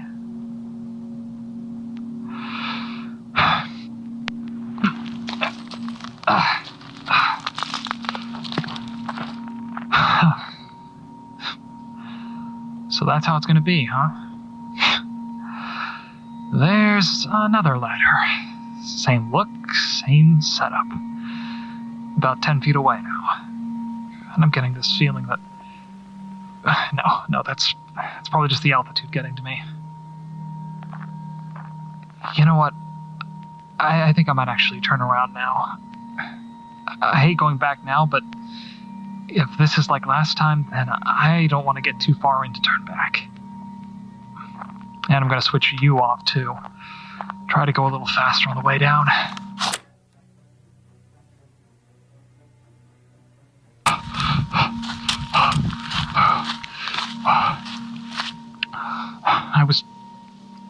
I was almost out of there, and then that last hill. There's a ladder right in front of me. Directly in front of me, blocking my way down.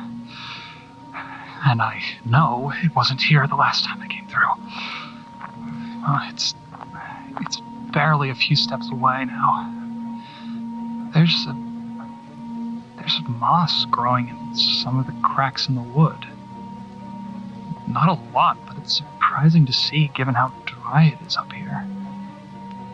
Maybe if I get just a little closer, I can see it.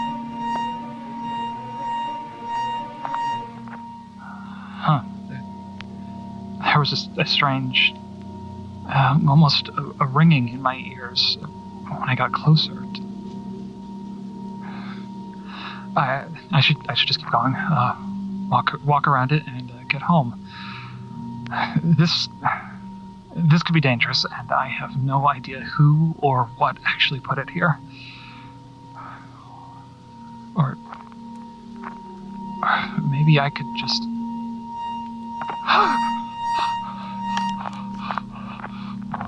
What the hell? I touched the ladder and I felt a rush of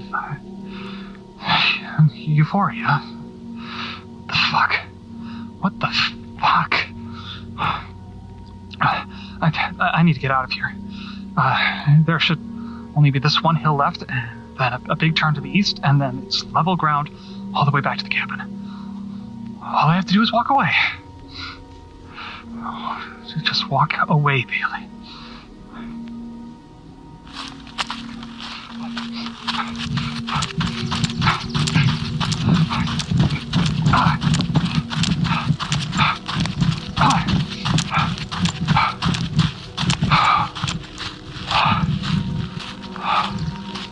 Oh my God. No. No, come on. There's every tree has a ladder now. Every single tree in front of me. And they're all the same ladder. The same wood, the same moss, the same freaking angle. Okay. I get it. I'm not getting out of here without dealing with this. Not unless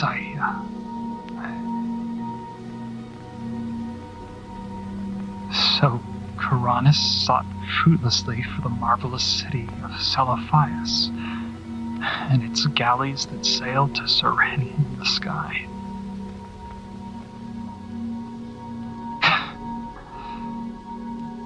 Maybe if I just touched one of the ladders for a second more, or maybe climbed it just a little bit.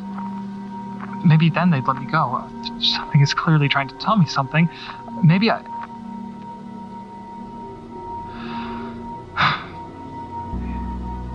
It's another test. Like the wildfire. Not by sight. Not by sight. Okay, there's a way out of here. I know there is. I just need to close my eyes and trust that it's there.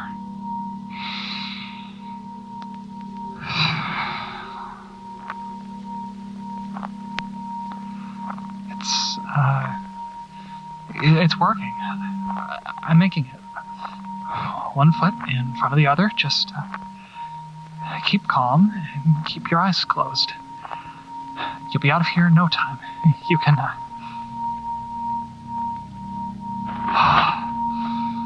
Oh, what the hell is happening? I can see them now. The way the sunlight hits them all is... A golden glare came from somewhere out of the east and hid all the landscape in its effulgent draperies. Whatever's doing this, you could try being a little more subtle. Or is this me somehow? Making this happen subconsciously? Celophias and Alan and... Is this all inside my head?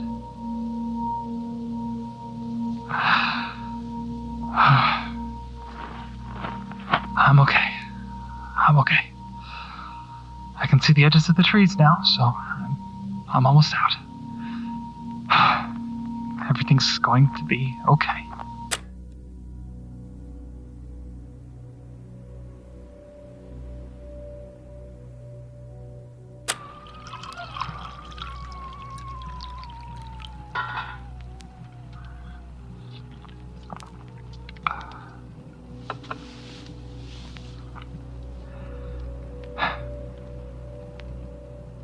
everything was not okay. Turns out I stopped the recorder right when I was in the most danger. Of course, I'm back in the cabin now, safe and settling in for the night, but...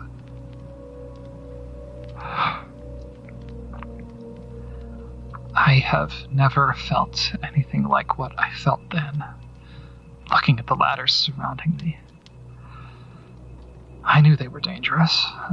Enough of my conscious mind was still awake to realize that. But even so, I was completely calm. That euphoric feeling I had when I touched the first ladder covered everything, and it was almost like I was dreaming. I walked slowly through the ladders towards a break in the tree line a few yards away. It was harder than I thought it would be. Each of the ladders pulled on my mind as I passed it, the euphoria growing stronger every time I came close. It took every ounce of willpower not to go to them, but I kept walking. And then, right at the edge of the tree line, I saw a different ladder. It was larger, heftier, more strongly made, and at least 9 feet tall, disappearing into the lower branches of the pine it was leaning against.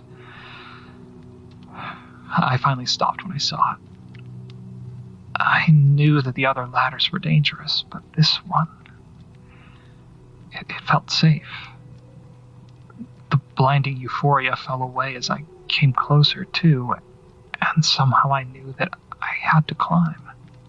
That this was the only way out. It was like I had no other choice, but even so, I wasn't afraid.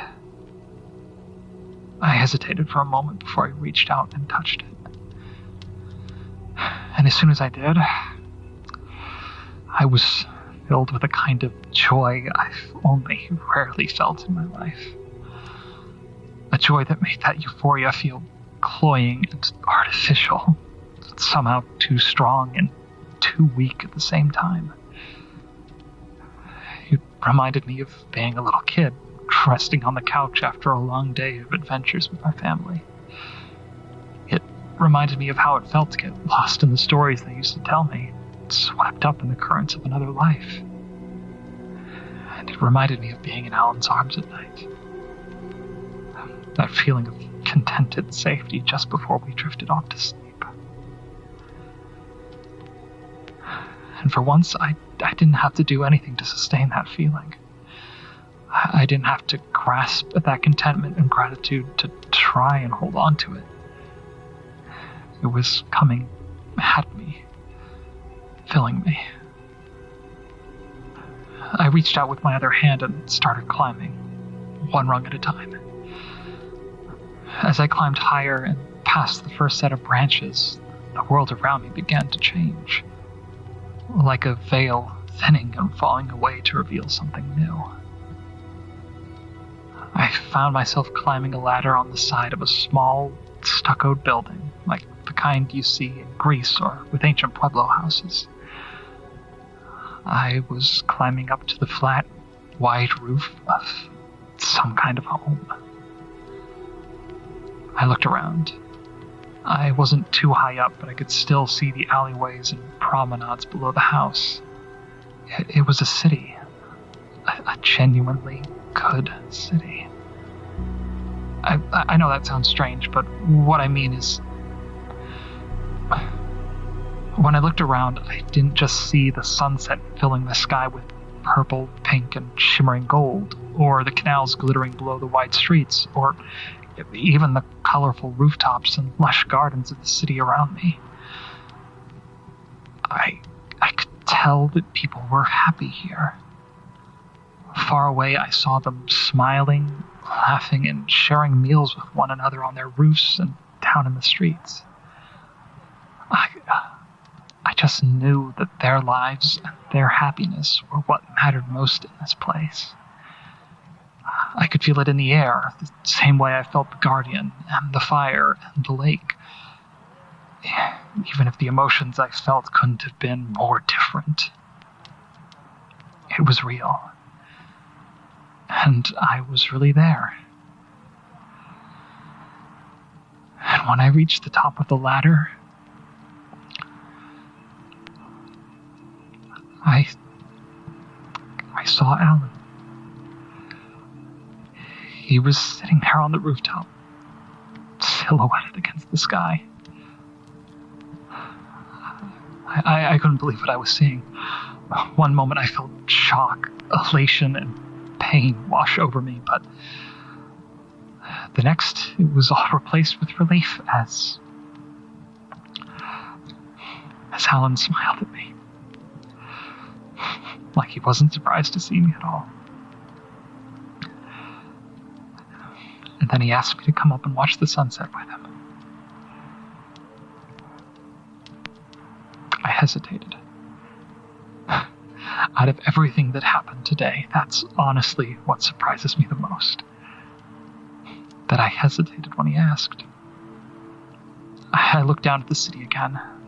There was a warm coastal breeze rolling off the distant ocean, playing through the trees and flowers below.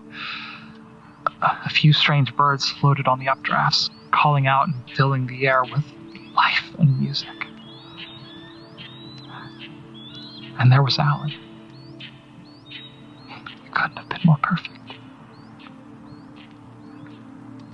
I just felt something nagging at me, like there was something else I was supposed to be doing, something I'd forgotten.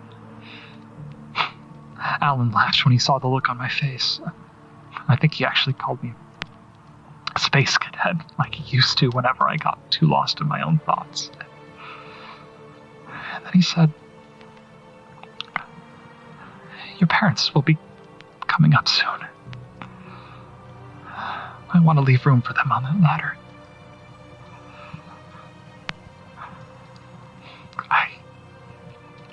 I didn't know what to say. Alan insisted again, asking me to come sit next to him, but instead, I closed my eyes and breathed in, deeper than before. The air felt colder than it should have in that warm, sunny place, and I felt the rough, weathered wood of the ladder under my hands again. I opened my eyes, and this time I could feel the edges of the illusion all around me. Or maybe just the edges where these woods and the city touched one another. Perhaps they're both real, in their own way. I'd like to think so. And then I remembered. I still had work to do in the world at the bottom of that ladder. I thought of Bill and Maria and even Anna counting on me. And if I climbed to the top of that ladder and joined Alan, they'd never know what happened to me. I'd just vanish out of the world. Gone without a trace. I opened my eyes, letting the warm breeze wash over me again. I took one last look at Alan. He was absolutely radiant in the fading light, as beautiful and striking as he was that November morning when I first fell in love with him. And then I finally spoke. I said, "Actually, never mind. That's something I'd rather keep between Alan and I." The look on Alan's face when I said it. That's an image I'll keep with me until the day I die. I climbed back down the ladder, the city fading from view until I found myself back in the woods where I started, with my feet on level ground. When I looked around, I saw that all of the other ladders had vanished. And when I looked back towards the one I'd just been climbing, it was gone too. I walked back to the cabin without incident, alone with my own thoughts. The sun was setting by the time I got back, which means that either I spent more time in that place than I thought, or time passed more quickly here than it did in that other place. I made myself a cup of tea and sat down to watch the sunset through the front window. It wasn't anything like the sunset in that seaside city, but it was lovely, even so. Even so.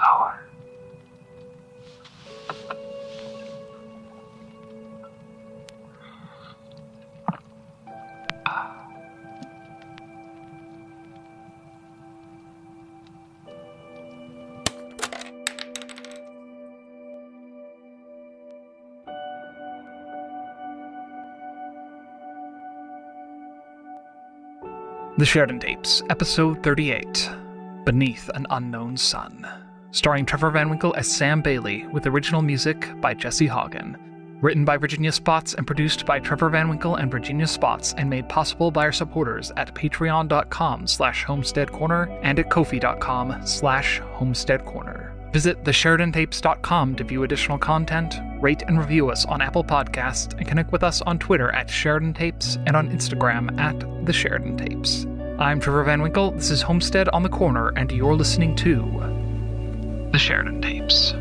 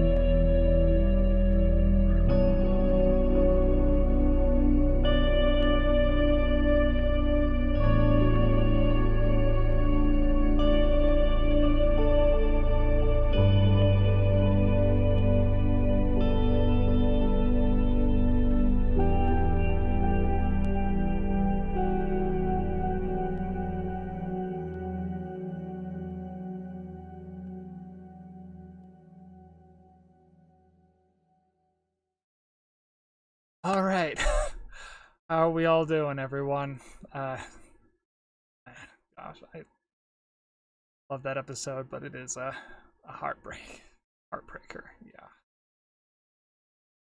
Whew. For those who are just listening to the first time, if you need to leave or if you would like a moment, whatever time you need, but yeah, this one turned out quite intense.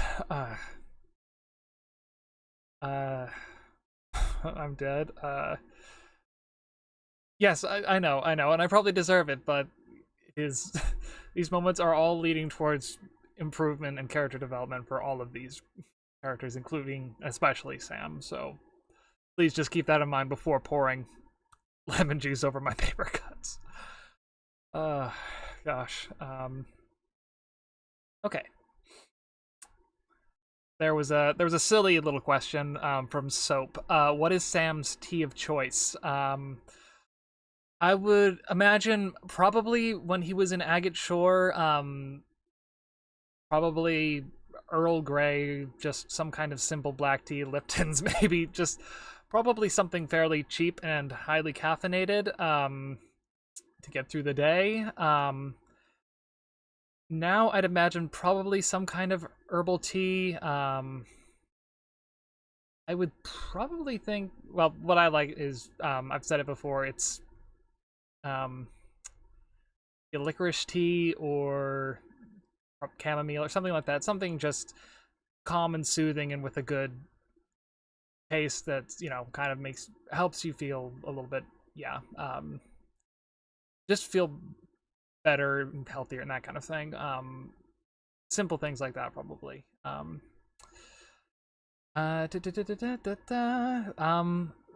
Virginia, in answer to Martin's question about where the other ladders would lead, the other ladders would have led to danger. The fact that the final ladder provided something to Sam that felt genuine was a sign that he made it through, and his gift was closure. Wow. Okay.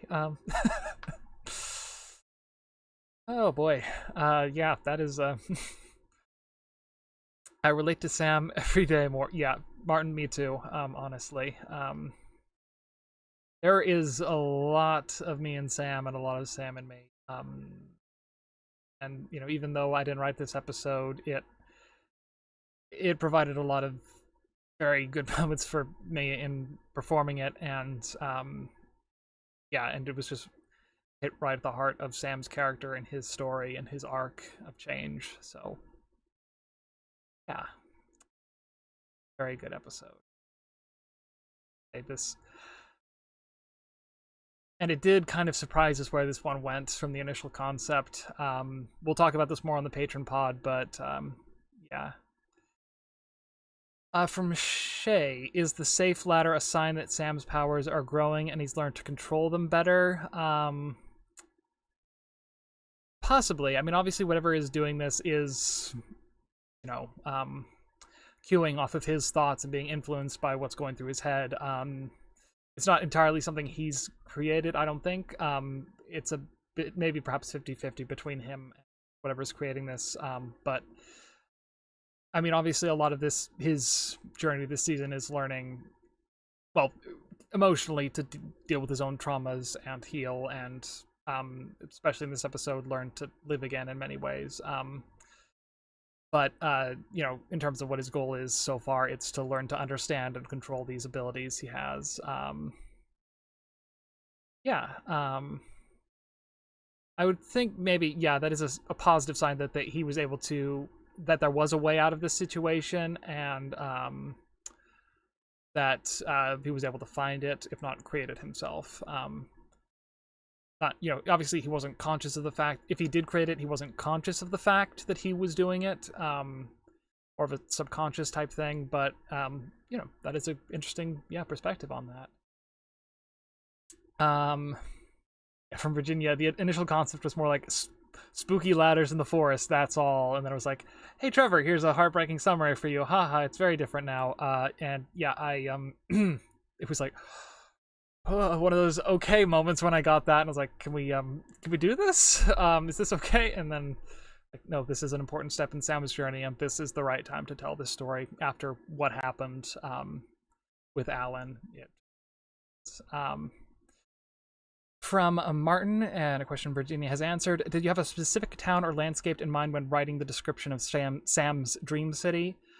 For me, it was for Virginia, for me, it was a combination of how Celiphias was described, though I've how Celiphias was described in the story, things that I've liked about places I've visited, and my own imagination / longing. So yeah, another kind of composite place. From Shay, I just love how you've created this damaged character who's been through so much trauma and yet manages not to lose hope even though he wants to. I can identify with that strongly. So can I, Shay. That's why I love Sam as a character so much. That's why I love playing him.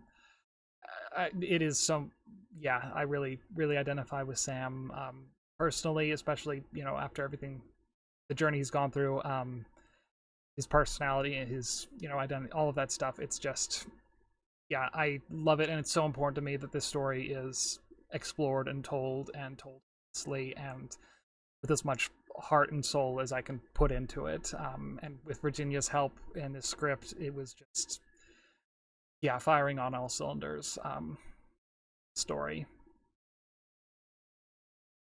And from Virginia in response to that, that was so important to me. I needed Sam to get something out of this that was him reaffirming why he's here and why he matters. Yeah, absolutely. That was a huge part of this episode, and yeah, honestly, you know, that was a big part of what really drove the performance for me, is that, you know, those moments of reaffirmation of, no, I'm, you know, I have value, I am here, I am, you know,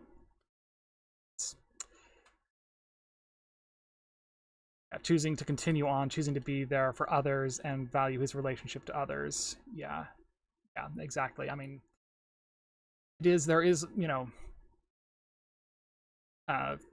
quick, obviously, a quick trigger warning here for, and content warning for, talking about mental health and depression and suicidal ideation, but these are things I've struggled with all my life, and that was what I drew on a lot with this, is a moment where he had a chance to kind of leave the world, leave the struggles of his life behind, and it was very tempting and a perfect way to go out, but that acknowledgement that, no, I matter here, I have things that I need to do, I value my relationships with others and how this would affect them. Because of that, I will stay. That was really important to me, and a lot of that, is what helped me to really get into that place for this episode. So, yeah, that was a bit heavy. I apologize, but yes. From Hyde, I have no questions. Just wanted to say that this is one of my fave episodes. Sam has come such a long way from season 1, and I just love him so much. Wow. Thank you guys for making such amazing characters and such a great story. Thank you, Hyde. I really appreciate it. I am so thankful for the ways people have identified and grown and learned through this show, and just that they can see themselves in these stories is so important to me. Yeah, it's not just horror, but an exploration of humanity, and this episode encapsulates a lot of the things that are really, really important to me about this story.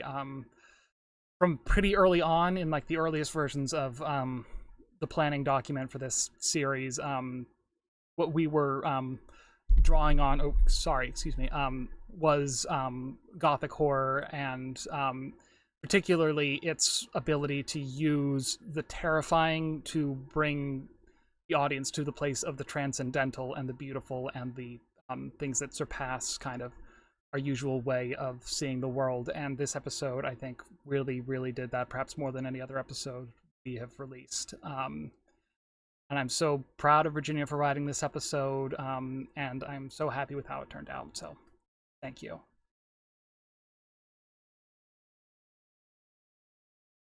Yeah, from Martin, I struggled. Yeah, Martin,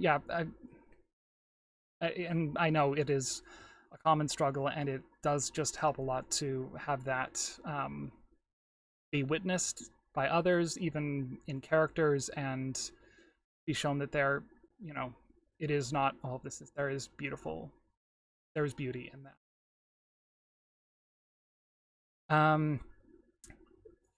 Hey, thank you all for that, and you are all loved, you're important, and matter in this world. From Shaylin, for Trevor Van Winkle and Virginia Spots both, what are your writing happy places? What gets you in the mood and inspires you? Gosh, I mean, biggest thing would probably be being out in nature, a nice long hike by myself usually, which I unfortunately haven't been able to do for a while, but I have enough kind of inspiration banked up on that. Hugs for all, yeah, absolutely. But I have enough inspiration banked up on that from all my years in Mammoth and the Eastern Sierra, and hopefully going back there someday, and even just walking in neighborhoods, in the spring and fall when I've been here. That's really where I get a lot of my inspiration, is from being out in nature and moving and just thinking through ideas and my own emotions and feelings. And then besides that, that's where I get a lot of the inspiration to start writing, or like for what I want to write. Starting writing, it's generally, the thing about writing is you can't really do it in most of the places that inspire you the most, but generally before the pandemic, it was coffee shops.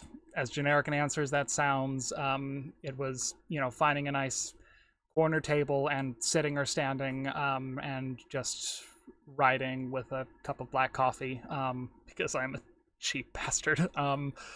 But these days, it is a little bit harder to find that inspiration, but obviously not that hard, because I've, written a season and a half of a ongoing show.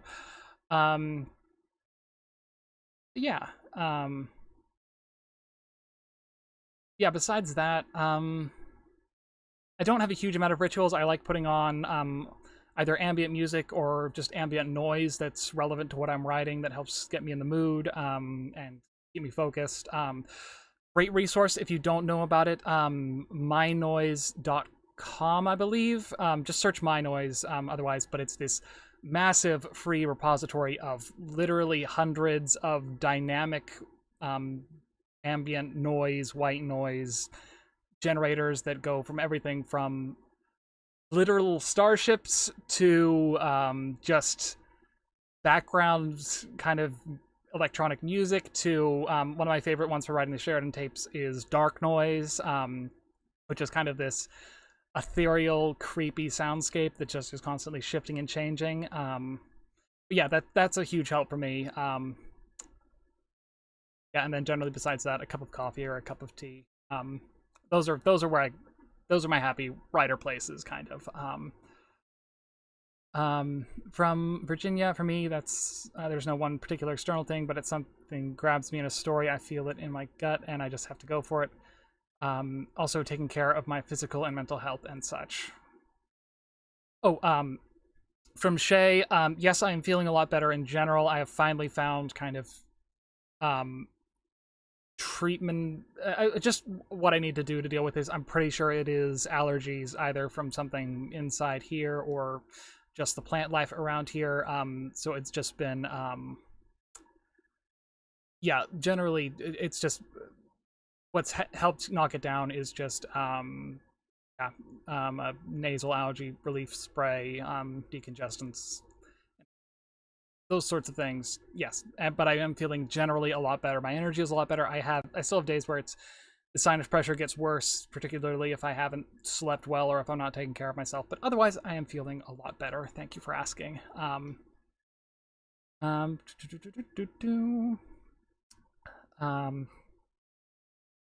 I got behind on let's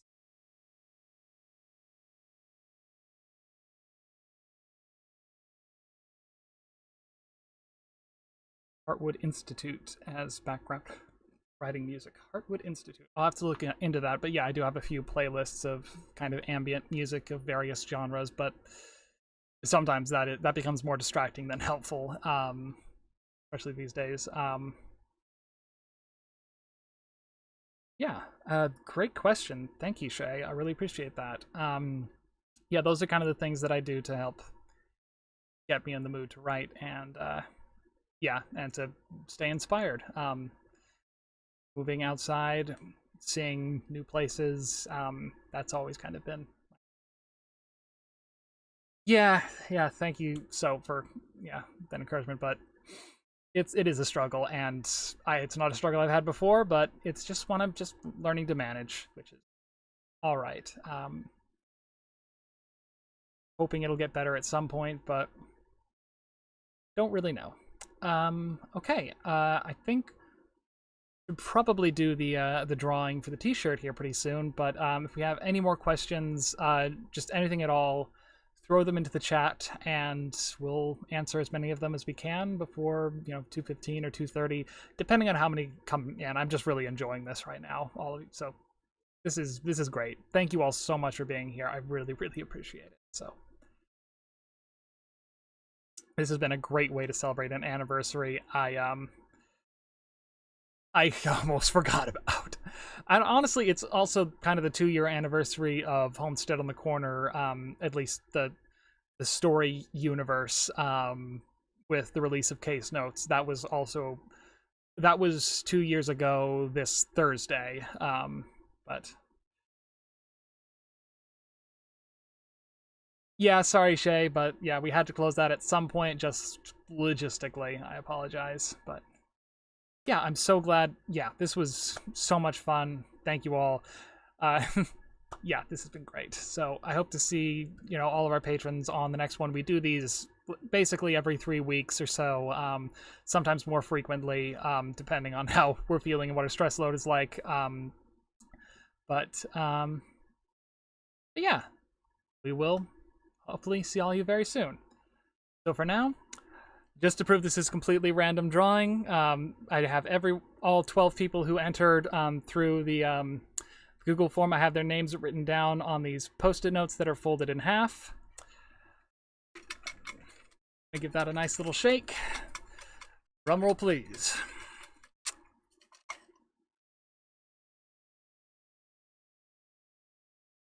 That one feels good. Right, here we go. Sealed up, not marked on, and now I need to unstick it. Apologies. Come on. Sorry. This is the reason I am a podcast producer and not a games show presenter. Well, that and other reasons, but anyway. I swear I'm not doing this on purpose, guys. This is just a stickier sticky note than I expected. There we go. There we go. All right. Jennifer Champagne, or if I'm probably pronouncing that wrong. I don't think they're on this stream, but that is the winner of the drawing. So I'll be getting in touch with them very shortly to figure out the details of getting them their t-shirts. So awesome. All right. Well, there we go. That is all for the live stream. If anyone has any more questions they want to ask, if you get them in the next couple of seconds, then we'll be able to answer. But congratulations to Jennifer on the win, and thank you all so much for being here. This has been so much fun, and I hope we get to do this again very, very soon. So thank you all, and we've got 4 more minutes. Let's hang around. Let's hang on. There's no...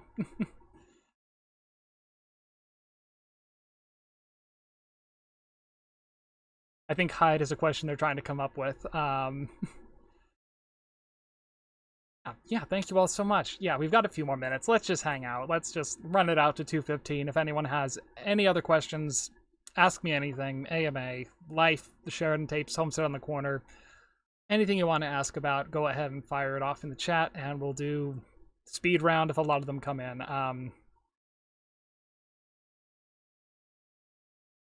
I have a really silly one, but this is from Hyde. If given access to TikTok while in pre-quarantine, air quotes, would Sam learn TikTok dances?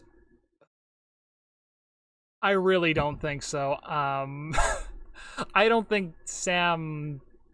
He might... I think if he was bored enough, he might try. He would absolutely not record and post himself doing it, and he would never admit that he did. That is absolute. He would not. He would also probably not be very good at it. Sam is not, I imagine, not the most coordinated individual in the world.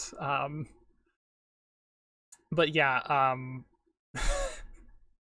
that is so funny. But no, I don't think Sam would ever admit. I've refused to film TikTok dances as Sam. Probably for the best. Can Sam even dance?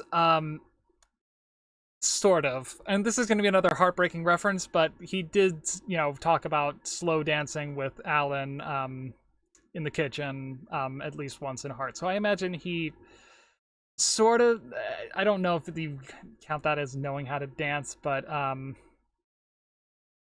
yeah, Bill absolutely would do TikTok dances. Yeah, absolutely.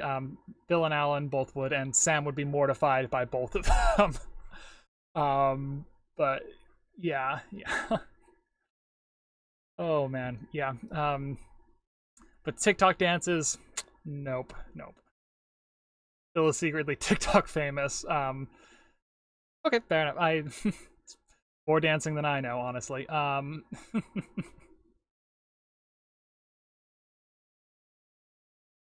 right, let's not get into an argument about the definition of dance. That is a question just I am not qualified to answer. Bill is one of those TikTokers who never shows their real face. I can definitely, yeah, see him doing that, but oh boy. All right, any other questions not about TikTok? No, nothing. If you have more questions about TikTok, you are welcome to ask them, but maybe we should all good. All right.